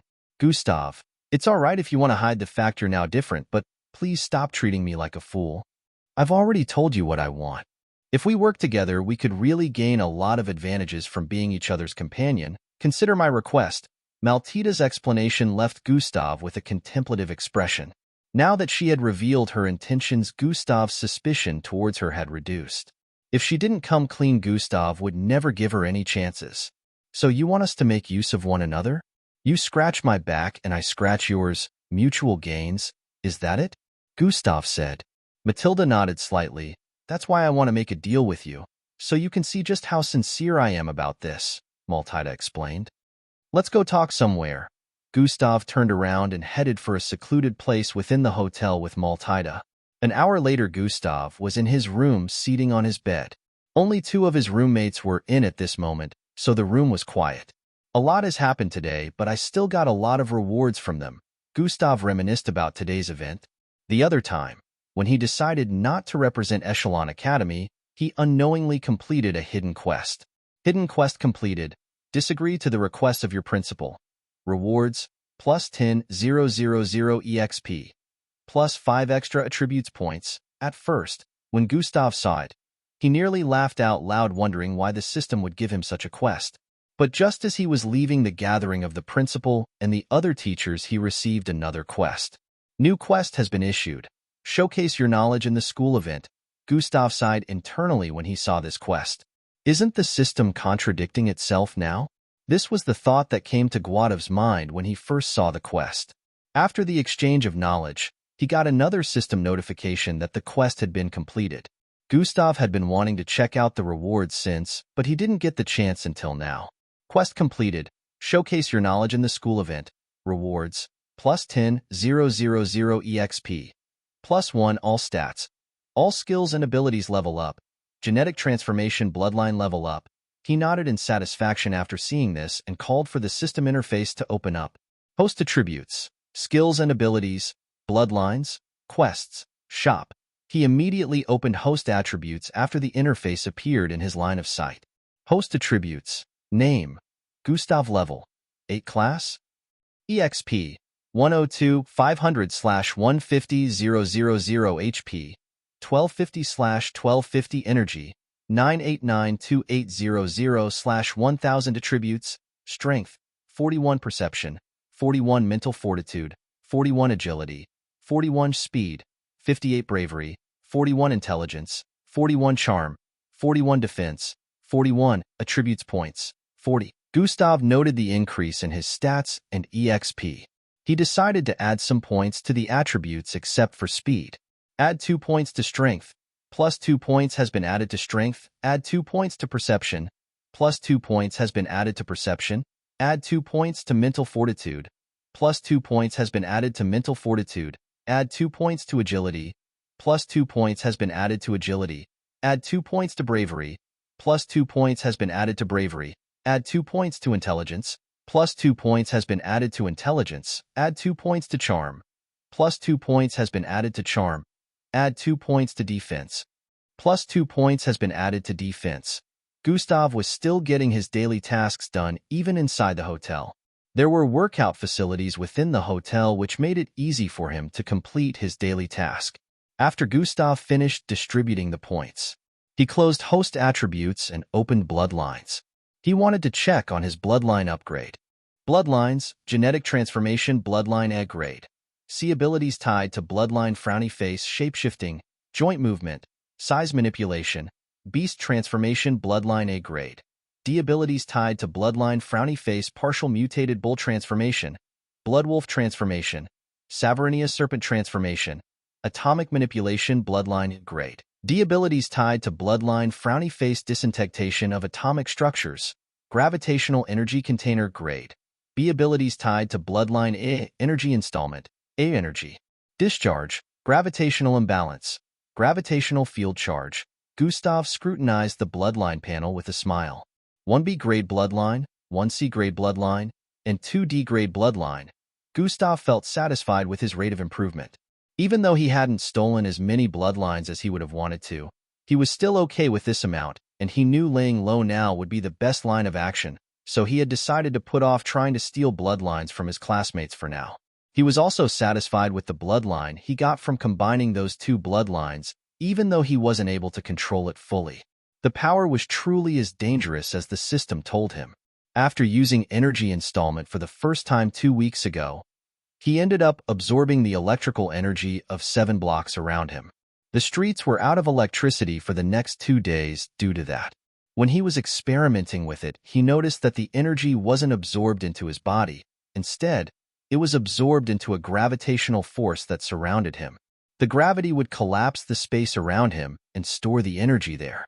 It would be up to him to decide how and what he wanted to use it for. Gustav continued the experiment in the sparse forest region behind the neighborhood.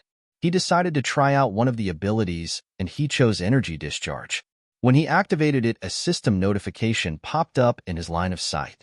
How much energy does host wish to discharge? But before he could reply, another notification popped up. All energy accumulated into gravity field will now be discharged. Boom.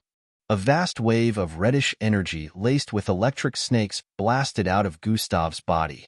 Bang, bang, bang, bang, bang. Trees within the vicinity were blasted apart as the energy wave incinerated a radius of 300 feet around him. Even the ground was scorched. Gustav couldn't imagine what would have happened if people were moving around here. From then he had decided that he would only use the ability of this bloodline in cases of emergencies. Chapter 105.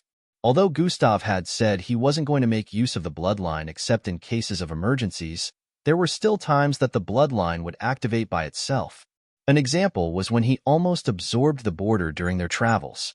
He suspected earlier that a part of the energy would be absorbed into his body if the gravitational field was filled up, but the system had shown that it would absorb the rest of the energy if the gravitational field was filled up.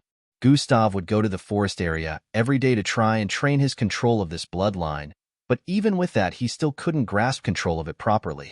He had calculated that the amount of force generated when he made use of discharge after absorbing 2 blocks of light was equivalent to a small nuclear electromagnetic force with wild electric currents within. It packed a lot of compounded destructive force, and he could tell that a Zulu-ranked mixed blood would be instantly blasted apart if he decided to unleash it before them. Right now his gravitational field was filled up again. The energy always surrounded him and couldn't be sensed by anyone else besides him. In other words, Gustav was like a walking bomb right now. I just need to keep things under the wraps. For now, I've been attracting a lot of attention to myself recently, Gustav said internally. But after recalling every event that happened to date, he realized that there were a lot of things that he couldn't have done low-key. Although he could have carried out some of his actions better, he wouldn't have been able to pull some things off if he wasn't under the spotlight. Now that he had a C-grade bloodline, he had fulfilled all the requirements for joining the MBO. The only issue was coming up with a good explanation as to why he was C-grade instead of being below F-grade. Gustav started coming with other plans and drafts in his mind for possible future occurrences. It was already 7 p.m. at this time. Gustav remembered that he was supposed to meet Angie on the 238th floor to play some games. He stood up and walked out of the room. It took him about 5 minutes before he arrived on the floor where a lot of students visited to play arcade games. On entering, what greeted Gustav's sight were glittering lights and a crowd of people moving to and fro. The place was as large as an entire outdoor park. Different kinds of gadgets could be seen at different spots. There were spots for playing shooting games, parkour games, virtual reality, casino bets, etc. This floor was always busy because of this. Gustav, a feminine voice called out to him from ahead. It was a girl in a white and green gown with an athletic figure. She had a beautiful and warm face, with silver and pink shoulder-length hair. Two small horns protruded from her forehead and light makeup was applied on her face, making her look particularly dazzling. "You came," Angie said as she arrived before Gustav. "Yes, why wouldn't I?" Gustav asked with a confused look while checking her out. "Why is she all dressed up?" Gustav wondered. He was astonished by the way Angie looked so gorgeous with her get-up. He was only wearing some plain trousers and a blue jacket, so he didn't stick out in any way among the crowd of people unlike her. Hi, I thought you would ditch me," Angie said with a smile on her tender face. "Why would I ditch you, Angie?" Gustav asked with a look of confusion as they walked together. "Well, you always avoid me since I'm such a bother, and you never take that look off your face," Angie said with a look of embarrassment. "What look?" Gustav with a confused expression. "Ah, don't mind me. What games are we playing tonight?" She quickly changed the topic. Gustav stared at her from the side with a suspicious look before replying. "Let's go to the spacecraft simulator first." "Ah, I knew you were going to pick that one," Angie said with a smile. "My friends are waiting for us there," she added. "Friends?" Gustav said with a surprised look. "Yes, they wanted to meet you," Angie replied with a gleeful expression. Gustav still felt uncomfortable when the word, friend, was mentioned, but since it was Angie, he didn't think much of it. They kept walking until they arrived somewhere around the middle of the floor. Around here, there were different screens placed above that showed spacecrafts battling in space.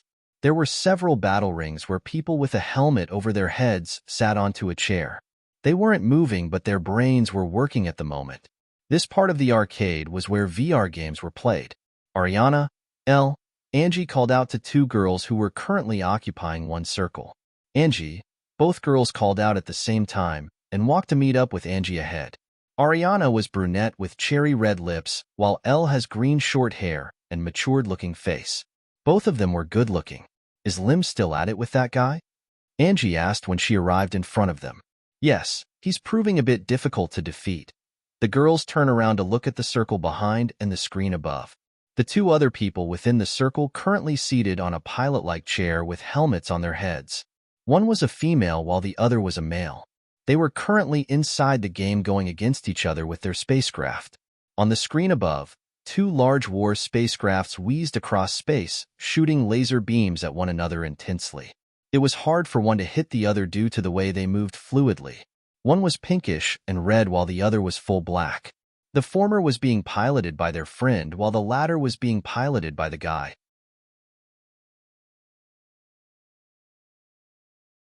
Chapter 106. It was obvious that they were both skilled. The two girls noticed the handsome blonde-hair male behind Angie. "Angie, is that?" Elle voiced out with an astonished look. "Gustav!" Ariana shouted out with excitement and walked towards him. She arrived before Gustav and grabbed his right hand with both her hands. She held them up with an excited expression as she spoke. "Gustav, I'm a fan." Gustav was surprised with the way she just grabbed him. Another thing was his hand was currently resting on her perky boobs. Gustav didn't know if this was done on purpose or subconsciously. "Your knowledge on almost everything is second to none among our peers, and am still in disbelief even now. I'm also shocked that you're dating our best friend. Let's all be friends, please," she begged with a smile. Gustav was still short of words, so he didn't hear the part where Ariana mentioned dating their best friend. "Pa, oi, what are you saying? You'll scare him away." Elle slapped Ariana's head from behind, causing her to drop Gustav's hand. The feeling of softness and squishiness left his palm after it disengaged from her chest. "Gustav, just ignore her. We're glad you're here," Elle said with a smile. "Hey, come on, why did I have to receive a slap?" Ariana said with a glare and pout. "Because you're creeping him out." Elle glared back at Ariana. Angie's face was already turning red from embarrassment behind them as she stared at Gustav's face occasionally, didn't.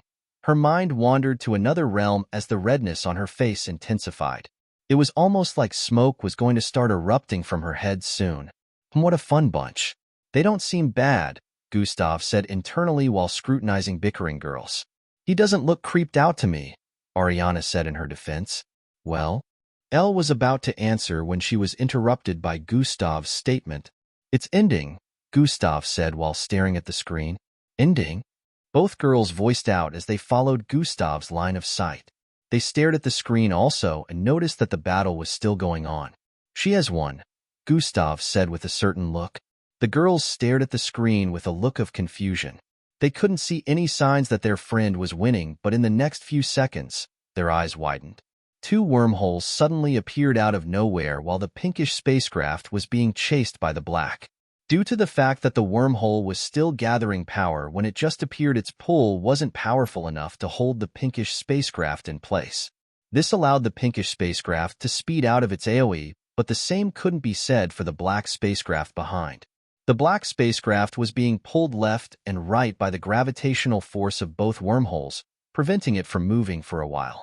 The pinkish spacecraft suddenly did a 180 degrees turn and shot out a large pillar-like laser beam towards the black spacecraft. Troyan. The laser beam pierced through the spacecraft. Boom. The spacecraft exploded into smithereens. Player Lim wins. Haha, Lim won. Ariana voiced out gleefully. Angie was brought out of her imagination after hearing that. Damn it, how could I lose? Let's go again. The guy who had just lost pulled off his helmet and voiced out. Another beautiful face was unveiled when the other girl removed the helmet on her head. It was a slightly tanned red-haired beauty. Her body shape was already looking attractive before she removed the helmet. Now that she did, it further increased her attractiveness. Once a loser, always a loser.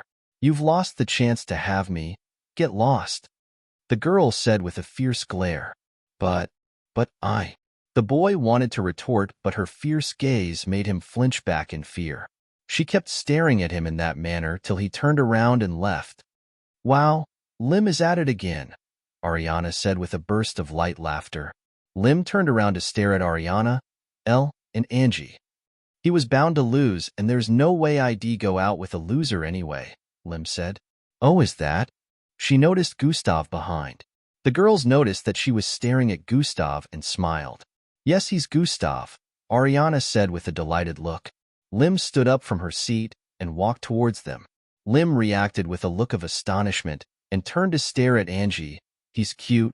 Can I have him? Lim said with a smirk. Even Gustav was shocked by the sudden statement. Is this how girls act? He wasn't used to speaking with girls, so he had no idea how he was supposed to respond. Eh? Angie shrieked and moved towards the side to stand in between Lim and Gustav. Haha, I'm just kidding, Lim said and stood up. There will probably be another challenger soon, Lim added. Ha, it's all your fault after all. Why would you declare such a thing in the first place? Elle said while sighing. Lim issued a challenge recently. Anyone that was able to defeat her in this game would be given the chance to date her. Since then, boys from every school had been coming to challenge her. I declared such because no one can defeat me, Lim said with boldness. Since she issued the challenge, not a single person had been able to win her. The three girls sighed when they heard that. Lim was very prideful after all. Hey Gustav, I heard that you're good at playing this, Lim said while walking towards Gustav. I'm just a beginner, Gustav replied with a dismissive look. Oh, a beginner. Angie said you beat quite a lot of students here yesterday. How about we have a go? She proposed while staring into Gustav's eyes. I'm still a beginner compared to you, so you'll only waste time playing with me. I'm assured to lose, Gustav replied to her casually. You won't lose anything from losing, but if you defeat me, you'll get the chance to date me, she said while winking. Hey, Lim, behave, that's Angie's cruise.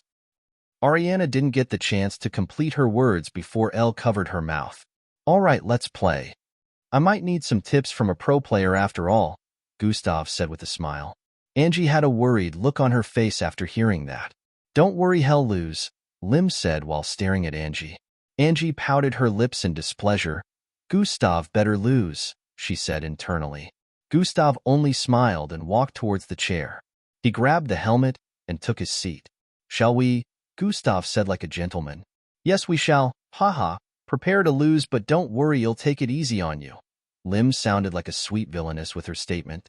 All right, let's play. Gustav placed the helmet on his head at the same time with Lim. 3 minutes later. Player Gustav wins. These words were displayed on the screen, along with blown-up parts of a pinkish spacecraft floating away in space. The three girls watching from behind had their mouths wide open. How did Lim lose that easily? Even Angie was surprised.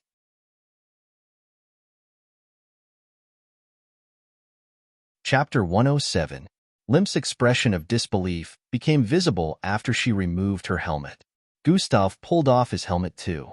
A small grin could be seen on his face. "Thanks for going easy on me," Gustav said with a look of appreciation. "Cut the bullshit. How did you do that?" Lim asked. "So vulgar for a young lady," Gustav said with a smile. The girls behind chuckled upon hearing that and seeing Lim swell up due to frustration. "It's really very simple. Just study the patterns of the superclusters and Pleiades properly so you know which parts of space are weaker and more likely to collapse due to intensely powerful blasts," Gustav explained with a profound look. 3 minutes ago when he started playing with her, Gustav didn't try to battle her head-on. When it came to direct battle, he knew he'd probably not be her match since he was still inexperienced when playing the game unlike her, so he decided to lead her around. She knew he was leading her around, but she had no idea why or what reason he would have for shooting at different places in the open space, like he didn't know how to aim properly since none of the shots he fired made contact or came close to making contact with her spacecraft. Also, he used the most powerful shots the spacecraft could offer, which would consume power and fuel crazily.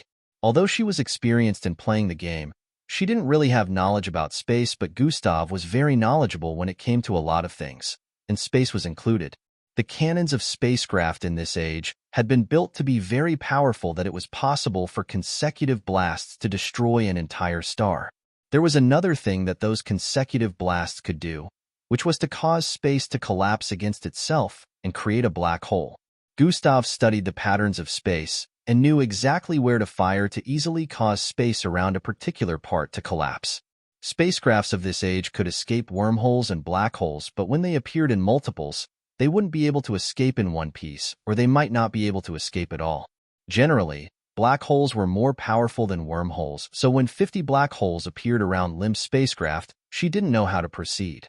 Her spacecraft was caught in between the black holes while Gustav had navigated his spacecraft away from the AOC. Her spacecraft was torn apart by the multiple black holes and Gustav won. "Your knowledge led to my defeat." Lim couldn't really understand everything about the way Gustav won, but she knew it was attributed to his intelligence and knowledge. Some readers will wonder how that has got to do with intelligence, so I'll explain in the author's note below. I put this here because a lot of you don't read the author's note below and end up missing explanations sometimes. "Let's go again," Lim stated with a decisive look. "Are you gonna offer something else if you lose again?" Gustav asked with a smirk. Lim's eyes widened in realization. "I lost to you just now, which means he gets to date me," she said, voiced out. Everyone's eyes widened upon hearing this. "DT," Angie voiced out with a look of indignation. "Lim, you." Angie pointed at Lim with a look of speechlessness.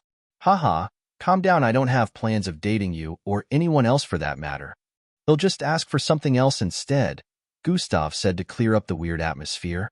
Upon hearing that, the tension in the atmosphere reduced just as Gustav expected, but Lim couldn't understand why she suddenly felt down when Gustav said he didn't have plans of dating her. Such blatant rejection. When did I lose my charm? She sighed internally. If anyone who knew Lim was to find out that Gustav had rejected her, they would think he was kicked in the head by a donkey. Lim was well known to be the #1 beauty who came from a family that owned a fashion company. She only attended Black Rock School because it was owned by her great-maternal grandmother. Every guy wanted to date her, and Gustav just threw that chance away. "Let's go again. If I win, your previous win will be cancelled," Lim said with a look of unwillingness. "What happens if you lose?" Gustav asked. "Well, if I lose, you can make a request and I will grant it," Lim stated with a fierce look. However, she still added, "But I won't lose."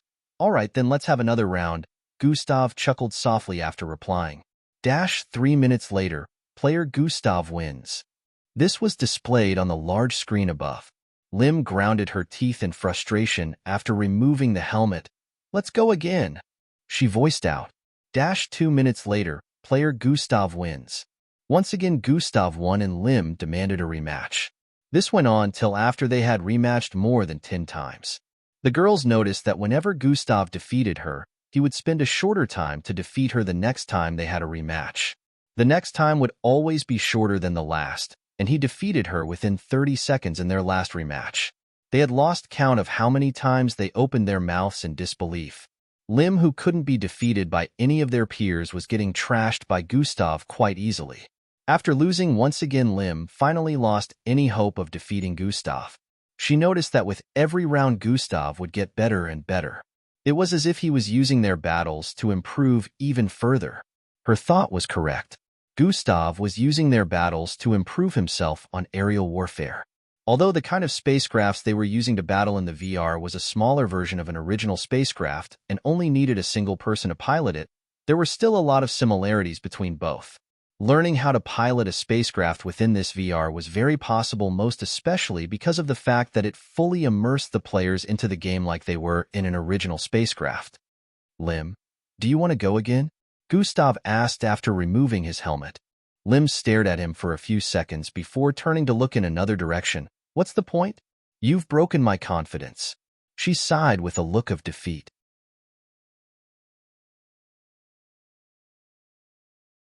Chapter 108. I don't mind being yours now since you've totally dominated me, Lim said with her face becoming red. Lim, what are you saying? Angie said while staring at Lim. He defeated me severally, Angie. He has gained the right to not only go on a date with me, but have me, Lim said with her face turning red. How can you just decide to let him have you like that? Angie pointed at Lim with a wolf-like fierce face as she spoke. It was a challenge and he won. He deserves his reward, Lim said replied.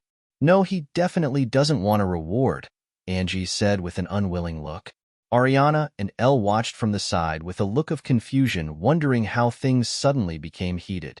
I do want a reward, Gustav finally spoke. Every one of them turned to stare at Gustav after hearing that. A reward? Then you want her? Angie asked with a crestfallen look. Don't misunderstand. I mentioned earlier that I would ask for something else, Gustav said. Angie sighed in relief after hearing that, but she still wanted to know what Gustav wanted. You lost to me 15 times, so you will have to grant 15 of my requests, Gustav announced. 15?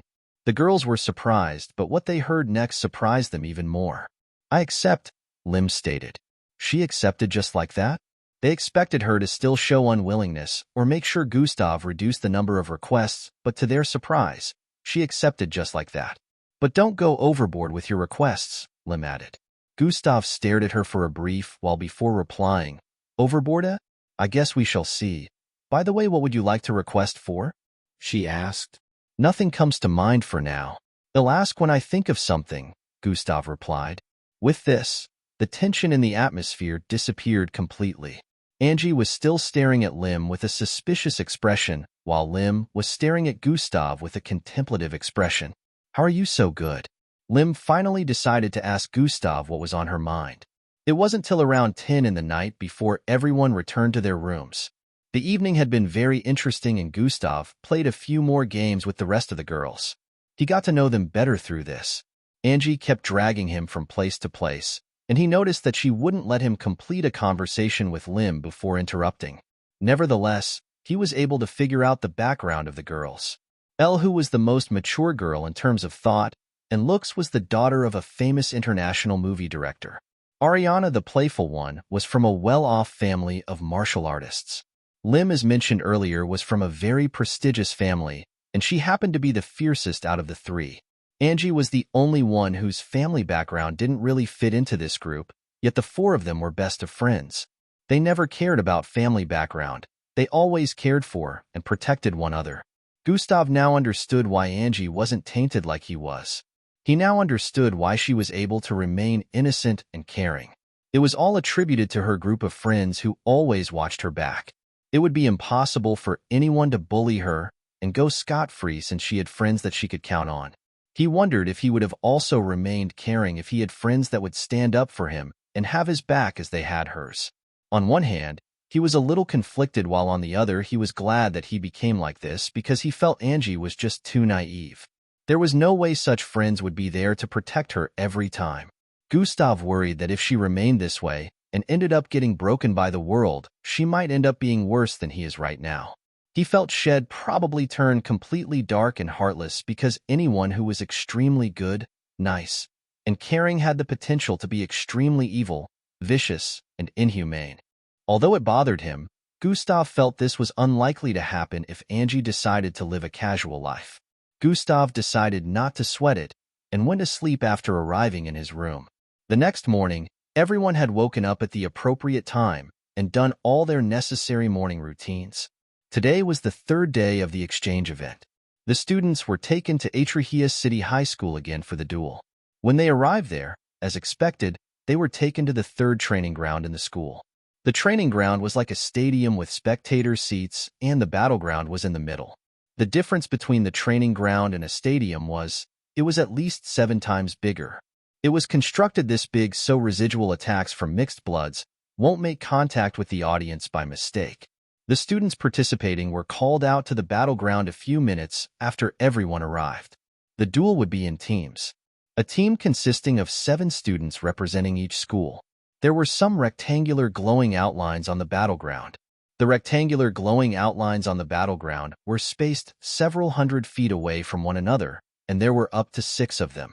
According to the rules, 2 schools would battle with their teams inside one of the rectangular outlines, each 7 students from a school against 7 others inside the rectangular outline.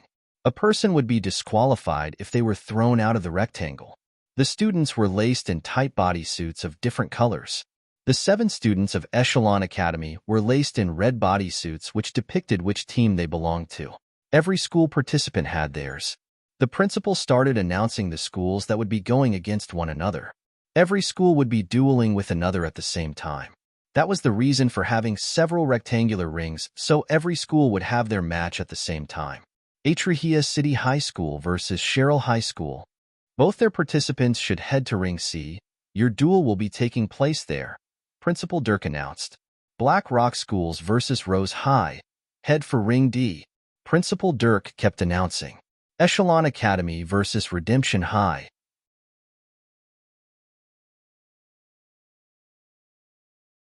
Chapter 109. Echelon Academy versus Redemption High. Principal Dirk announced, all participants should please move to Ring A. When Principal Dirk mentioned Echelon Academy, the entire training ground became noisier. Everyone remembered the way Gustav dominated the exchange of knowledge yesterday and hoped there wouldn't be someone who would dominate the dueling session like that. They weren't really bothered since the exchange of knowledge was way different from using their bloodlines to exchange blows and wasn't based on knowledge, instead was based on strength. However, they were still on the lookout for the way Echelon Academy was going to perform today. This was all due to Gustav placing a lot of value on Echelon's Academy's head due to yesterday's win. Ascension Academy versus Eagle Wings High. Participants should please move to Ring F. Principal Dirk announced once again. It took around 1 more minute before he finished announcing the rest of the schools and their opponents. At this moment, all the battle rings were filled by the participants. Ring A was at the southwest corner of the training ground. This was where Echelon Academy and Redemption High were facing off. The 7 participants stood opposite one another. Red bodysuits on the left and yellow bodysuits on the right. Principal Dirk started announcing the rules, and according to them, injuries were allowed. Participants could be disqualified by being sent out of the ring or passing out from an injury. There were teachers in charge of healing severe injuries on standby. Also, if a teacher deemed an attack too powerful and felt it could cause irrevocable harm or instant death, they could step in to stop the attack from making contact with the participant.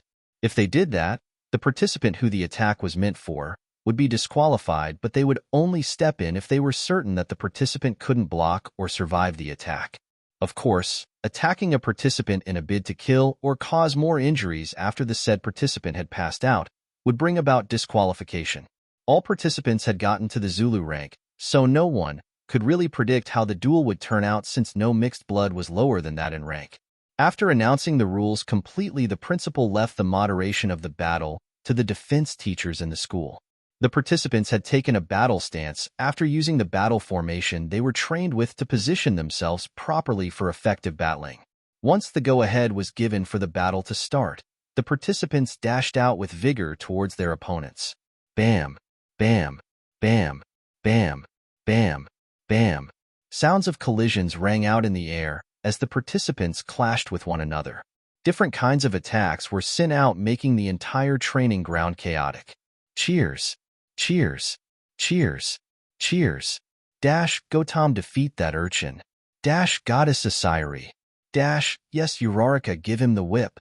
The students in the spectator's seat cheered for their favorites as the battle commenced. On Echelon Academy side, Captain Andrew was going against the captain of Redemption High. Both of them had B-grade bloodlines and were also skilled in using their abilities, so it was turning out to be a really fierce battle. The other Echelon Academy participants clashed with the participants of Redemption High. From the first exchange, the more powerful side was determined. Apart from the captain of Redemption High, the rest didn't hold a candle to Echelon Academy participants. They were gradually being pushed back as the battle progressed. The captains of both teams were going full ballistic against each other at the moment. Captain Andrew of Echelon Academy and Captain Ramaru of Redemption High. Andrew had his muscular arms covered in red scales and with 4 pointy claws. His legs from his kneecaps downwards also had the same scales and 4 pointy toes on each foot. His speed along with his attacks that sliced through the air and created burning effects were still dodged by the captain of the other team. Captain Ramaru had 2 black wings sprouting out of his back. The wings were black and surprisingly metallic.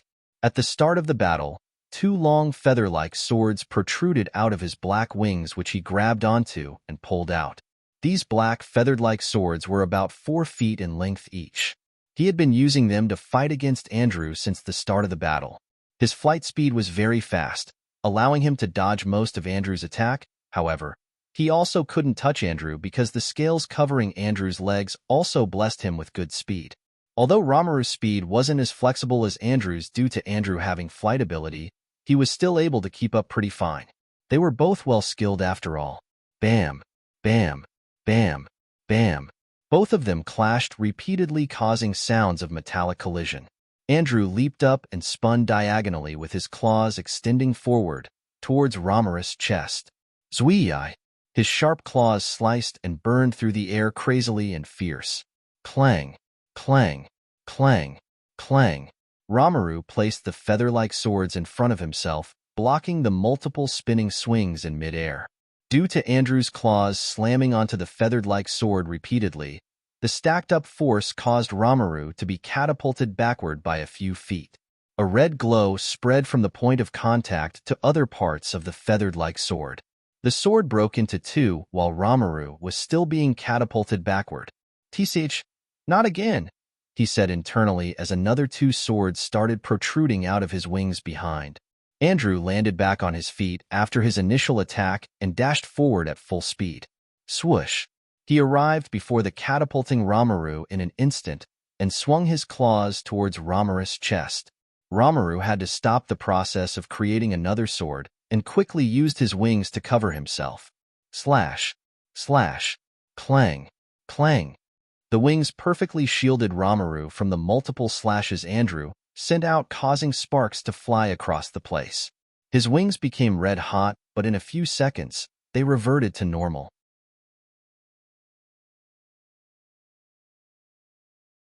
Chapter 110. Andrew's claws had a certain kind of burning effect. Once his claws made contact with any hard surface, that hard surface was guaranteed to melt from the high temperature of his claws. Ramaru's feathered swords had been destroyed repeatedly due to the high temperature that could easily burn through a metal plate, but the temperature wasn't high enough to burn through his wings. Seeing that his claws were not able to cut through the wings, Andrew slashed downwards towards his Ramaru's leg. Swoosh! Ramaru reacted by flapping his wings and dashing upwards with speed, causing the claws to miss him. Andrew didn't wait for a second after noticing that his claws didn't connect. He leaped upwards immediately. Whoosh! His body traveled across the air, crossing a height of more than 5 meters in a few seconds. As he was catching up with Ramaru in midair, he slashed out again from underneath. At this time, Ramaru had finished recreating the feathered swords and dragged them out of his wings to clash with Andrew. Blam! The sword and the claws clashed just as they crossed the 12 meters mark above the ground. Bam! Seeing that his attack was blocked, he kept slash out severally, but Ramaru also returned the attacks by swinging at Andrew's claws repeatedly. Bam! Slash! Bam! Slash! Bam! Slash! Bam! Andrew was still able to slash out a few more times in midair before the law of gravity started pulling him downwards. As he descended, Ромару flapped his wings again and followed his descent while swinging out the feathered swords in his left hand. The sword headed for Andrew's neck with intense speed. It was only a few inches from making contact with his neck as they closed in on the ground. Andrew raised his right arm to block the sword and also threw out his left arm. Slash. Skrych. Romarus' sword cut 3 inches deep into Andrew's right arm, while Andrew's left hand cut 3 long slashes across Romarus' chest. Bang! They both landed on the ground with their bodies bleeding. Andrew landed on his back, while Ромару landed on his front. Both of them immediately jumped back up to their feet after landing in that manner and dashed towards each other again. It was as if they didn't feel any pain with the way they stood up and dashed towards each other again with their bodies bleeding profusely. Just when they were several inches away from making contact with each other again, a blue beam suddenly appeared from the right side. Bam! It slammed into Romarus' side, catapulting his entire body several hundred feet towards the side. His wings had blocked a part of the beam due to reflex action, but the remaining power was enough to still send him flying. He stabilized himself after flying towards the side for a few more seconds while blood leaked out of his nose. He hovered above the ground while checking out the source of the attack. A blue cannon made of light was standing on the left side of the battle ring. The attack shot out earlier had come from his blind spot. He was focusing on his battle with Andrew, so he didn't notice it until it was too late. A long blue-haired beauty sat on the cannon, which was currently pointing at him. "You didn't think I was the only powerful mixed blood here, did you?"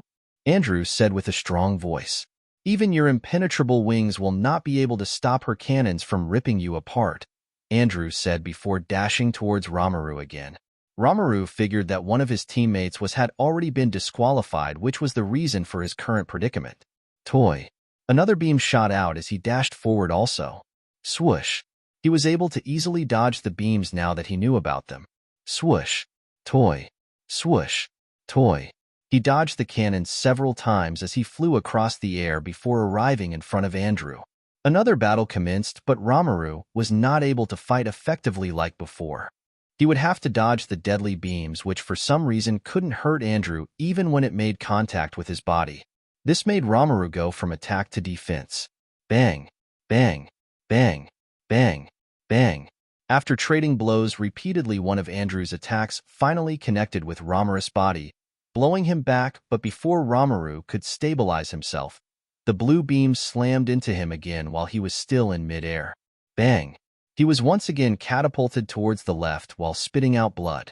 His body was still spiraling in midair when he noticed a monstrous-looking green foot suddenly appear from his right side and kicked forward forcefully. The large foot slammed into his ribs with intensity. Splurt! He spat out a mouthful of blood as his ribcage collapsed with his body sent flying towards the right. Another one. Romarus' eyes were currently spinning with his face showing an expression of pain, yet he was still able to analyze a bulky-looking beast with green skin standing on the side.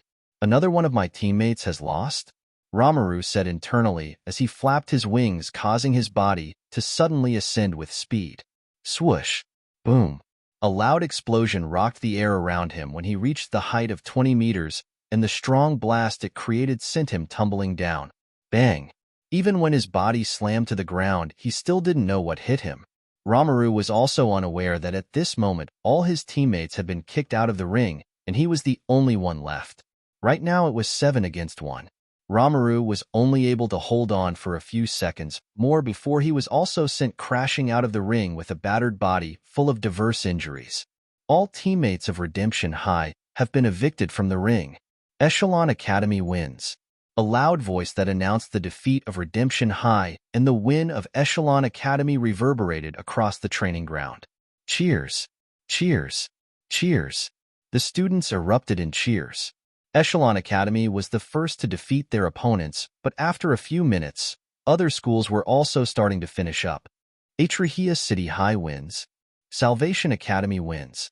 As time passes, more and more announcements were heard. Black Rock School's wins. Gustav only clapped when the announcement for Black Rock School winning was made. When Echelon Academy's win was announced earlier, he didn't even react. From the spectator's seat on the east side, He stared at Black Rock participants coming out of the battle ring. "Good job, Angie," he muttered with a smile.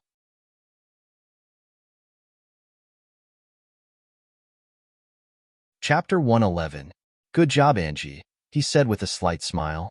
Angie happened to be one of the participants representing Black Rock schools.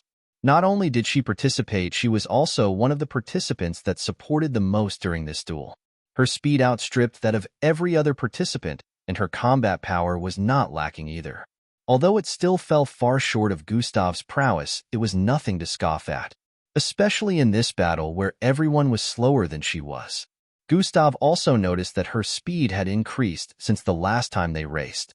She was able to use a new ability with her bloodline that was also related to speed. Gustav figured that it was similar to him using sprint, however there was a difference. Angie's speed was multiplied by 4 times when she making use of this ability, and although she couldn't maintain it for long before running out of energy, being able to use it for 10 seconds was more than enough to cause havoc on the battleground because it was more than 2 times of Gustav's speed when he activated sprint. Angie used her speed to take out 2 participants from the opposing side. She was seen as the most valued player since the rest of her teammates were able to focus on the strongest participant due to her help. This led to their win since the battle power of the strongest participant on the opposing side was more powerful than their strongest participant. The first round came to an end and the schools that won were announced. Echelon Academy, Atrahia City High School, Salvation Academy, Black Rock Schools, Brer Bullet High, and Reflection Academy. Now that the other schools had been disqualified, the next round was only going to involve the participants from these 6 schools. The principal of Atrahia City High had announced the commencement of the second round after all the participants who lost earlier left the training ground. Echelon Academy versus Briar Bullet High. Participants should move to Ring A. Atrahia City High versus Salvation Academy. Participants should move to Ring C. Reflection Academy versus Black Rock Schools. Participants should move to Ring E. Principal Dirk announced in successions and left the rest to the referees. The participants were back inside the ring facing different opponents this time. In the second round, another rule was implemented. Every school now had 3 substitution slots which they could use in exchanging a player, so even if a participant was disqualified, it was possible to send in another participant from the same school to fill in the slot. This could only be done 3 times, and every school had the opportunity to do it, so unless a school defeated another school very quickly to the point where no substitutes were able to be called on, they would still have to battle at least 10 participants from that school to win. After a brief moment of speaking, the go-ahead was given for the second round to begin. The participants lunged towards one another again with battle intent. Bang, bang, bang, bang, bang, bang. Chaotic sounds collision rang out again as they clashed with one another. The students and the spectators were cheering for their favorites once again while watching the duel with a tense look. Gustav, which school do you think has the highest chance of winning? Immature feminine voice questioned from Gustav's left side. Gustav turned to the side to stare at her for a few seconds with a look of contemplation before turning back to stare at the battle rings. The other 2 females on Gustav's right also had expressions that shown they were also interested in listening to Gustav's reply. Among all the schools, Echelon Academy and Atrahia City High School have the highest combat power. Also, their battle formation and the way they battle with such teamwork is better than the rest of the teams, so I can say with almost 100% certainty that the final round will be between both teams, Gustav explained with a solemn look. The girls who were sitting beside him were L, Ariana, and Lim. L was seated on his left side while Lim and Ariana were seated on his right. Does that mean our Black Rock school doesn't stand a chance of winning? L asked with a look of dissatisfaction. Gustav stared at the battlefield again with a contemplative look before replying, I don't think so. At most your school will take 3rd place. Gustav had studied the initial battle of all the schools, so he could tell that Black Rock School's participants were lacking in prowess compared to the rest of the schools that also won. The only reason why he felt Black Rock might have a chance to get to the final round was because of Angie. Having Angie on their team was a huge plus for them. Even if by any chance she happened to not be powerful enough to defeat the opponent placed before her, she still had enough speed to disrupt the flow of attack on the battlefield and cause distractions. These feats were enough to score victories for Black Rock schools if they could manage the way she was used properly on the battlefield. The only issue was, that tactic couldn't work forever. As they kept using it, other participants would analyze and find a way to counter it unless they were idiots. Just as Gustav was analyzing this, it was already happening on the battlefield. Angie just happened to receive a hit from one of their opponents and ended up almost being sent out of the ring. Although she wasn't using her highest speed when the attack hit, the speed she was using was still higher than that of everyone's, so she shouldn't have been hit. The reason for this was, they were starting to predict her movement patterns after she managed to successfully land hits on two of their teammates and sent them out of the ring. Another thing Gustav had noticed was Angie was not decisive enough when she wanted to hit an opponent. When it came to hitting people, she would hesitate, which usually affected her movement for a moment.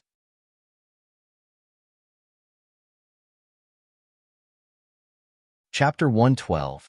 She had been battling softly since the beginning by only pushing them out of the ring with her speed, but she hadn't truly hit anyone hard, and this was kind of affecting her efficiency, but she didn't notice.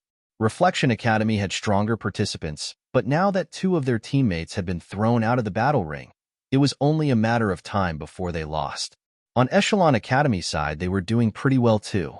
Unlike the first school they faced that had a strong captain, this one only had an average one. It took them no longer than 10 minutes to end the battle and became the first to win the second round again. Echelon Academy wins. When this announcement was made for the second time, the students spectating had no doubts about Echelon Academy's prowess being one of the highest, if not the highest here. Those that knew the history of Echelon Academy weren't surprised, since it was said to be where some powerful and well-known MBO officers graduated from. The principals of other schools were among the spectators that weren't surprised by their prowess. Atrahia City's principal created the Exchange of Knowledge event, just so Atrahia City could win at least one of the two events that took place, but now it was looking like he would be disappointed. Some minutes after Echelon Academy won, Atrahia City High School also won their duel. Everyone's power level on their team was pretty much balanced. Their bloodlines complemented each other and were able to cover up the weakness of their teammates. The other team from Salvation Academy had a bloodline user with a pretty insane power level. He had engraved bloodline.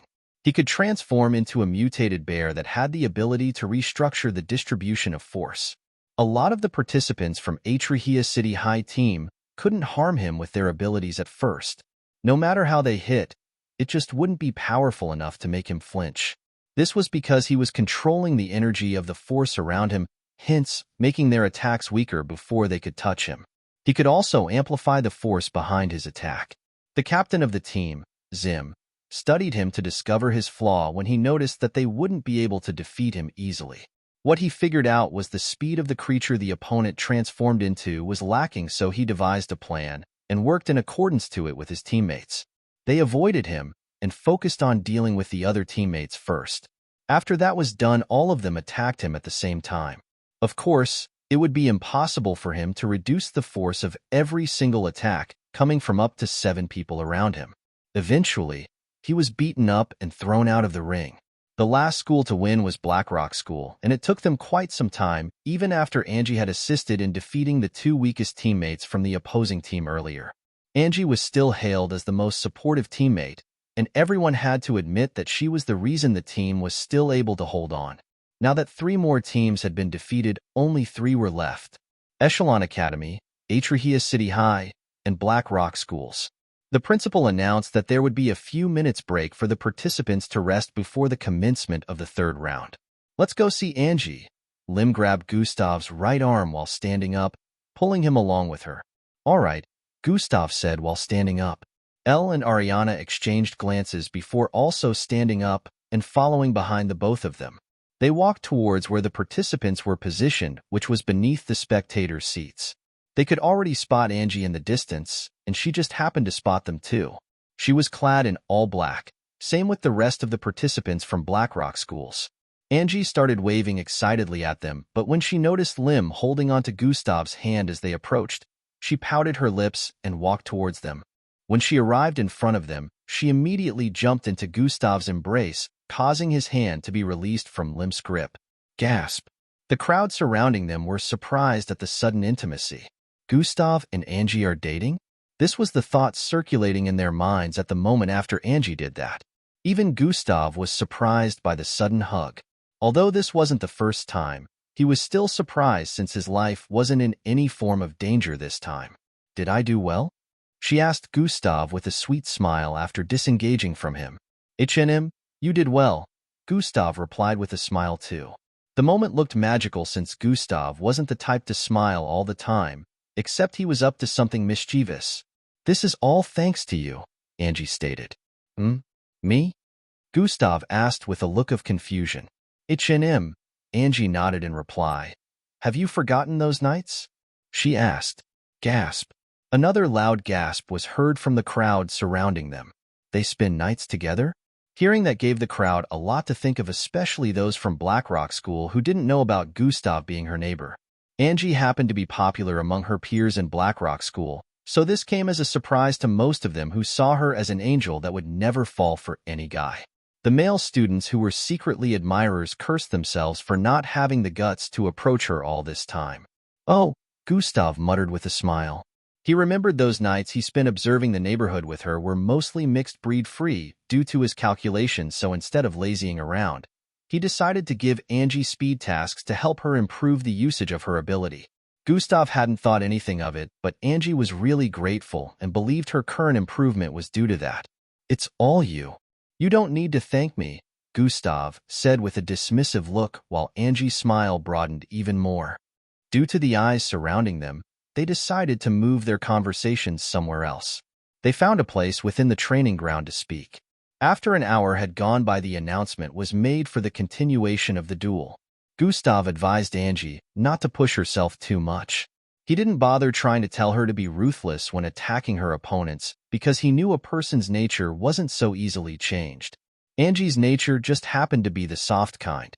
After the spectating students took their seats, the third round commenced. Echelon Academy would be going against Atrahia City High, while Blackrock School would be sitting this one out. The principal explained that the loser gets to battle Blackrock School, and if the participants from Blackrock School were to win, they'd get the chance to battle for the first place. After everything was explained, the principal gave the go-ahead for the duel to begin. Echelon Academy versus Atrahia City High. It was practically red versus blue. On the left side, Echelon Academy participants were laced in full red bodysuits, while Atrahia City High participants were laced in blue.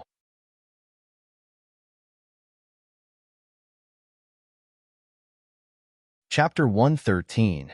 The battle went off with the 7 students going against each other. Gustav watched from his seating position with a look of boredom.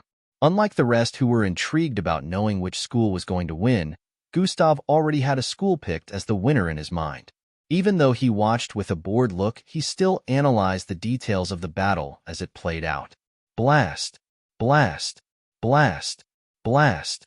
The entire vicinity echoed with blasts as the battle continued. On a side of the battle ring, 2 students with similar bloodlines were duking it out. Both of them could enlarge different parts of their bodies.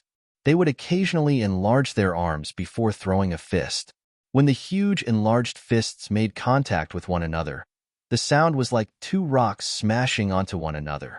Although it looked like they were even in terms of strength, Gustav already noticed that the one in red had the upper hand in fighting techniques.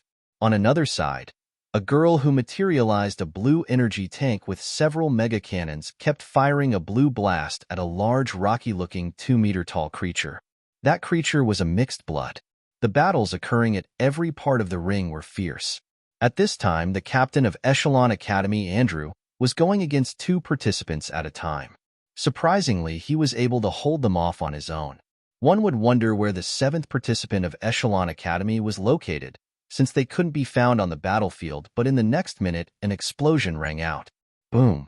2 participants in blue were thrown out of the ring due to the intense explosion. Dust spread everywhere from the point of impact. With that, Atrahia City High had lost 2 participants, but since they still had students in the ring, they could send one of their substitutes in. The person who was responsible for the explosion was the 7th student who had been hiding beneath the ground since. No one saw him enter the ground at the beginning of the match because the girl who could create energy cannons covered his actions up when she did that. The participants of Atrahia City High had been suspicious when they noticed that someone had disappeared from the ring, but they weren't given the chance to think about it since they were attacked fiercely by the opponents. The attacks of these 6 were on par with a team of 7, so they had no choice but to fight. The missing participant had a bloodline that enabled him to use his body and create some special bombs that served as a kind of landmine. Two of the participants that were battling Andrew earlier before being disqualified stepped on the ground where it was inserted, and both of them were blasted out of the ring with hideous-looking injuries on their bodies. Two substitutes were sent in to replace them after that, but even with that, the tide of the battle had turned. Atrahea City's high participants had to tread the battle ring with caution now. They had no idea where bombs had been set on the battleground, and no one wanted to end up like those two. Also, Andrew was an example that the bombs wouldn't detonate if a student of Echelon Academy stepped on any part of the land where it was positioned. The fight continued as the Atrahea City high participants decided to gather together in a particular part of the ring where they wouldn't take a step forward or backward. They formed a kind of circle at the southeast part of the ring with their backs facing one another. They wanted to protect themselves from stepping on a landmine, hence the reason for this action. The battle continued, and no explosions were heard for several minutes after they made this decision. All of a sudden, one of them, who was sensitive to sound, shouted for everyone to move away, but before they could respond, another blast rang out. Boom! 3 participants who were not able to escape in time were sent flying out of the ring. One of them was blasted into the air, but still within the ring. While he was falling to the ground, Captain Andrew leaped upwards and thrust out his leg. Bam! His right feet slammed into the belly of a participant while still in midair, causing his body to be sent flying out of the ring. Gasp! Captain Zim was defeated just like that? Atrahea High is finished. The person who had just been kicked out was the captain of the team. Andrew never engaged him till now. He left the captain to Yuhiko all this time, and Yuhiko did a good job of keeping him at bay.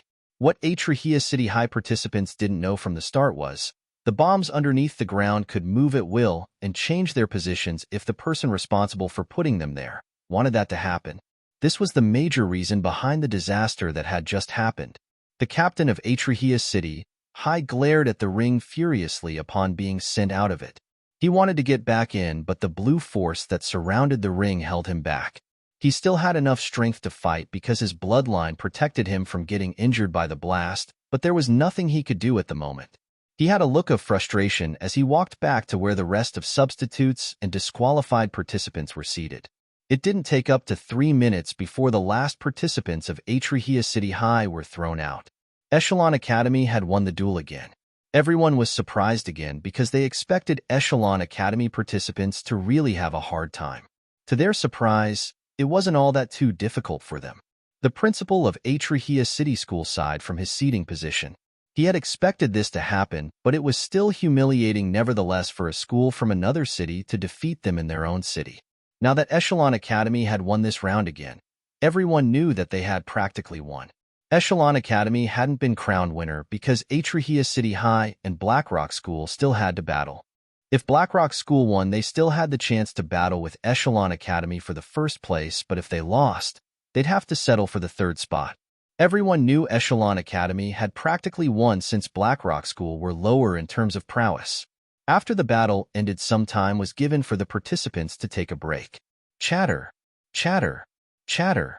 The students in the spectator's seat started talking about how Atrahea City's high school was easily defeated.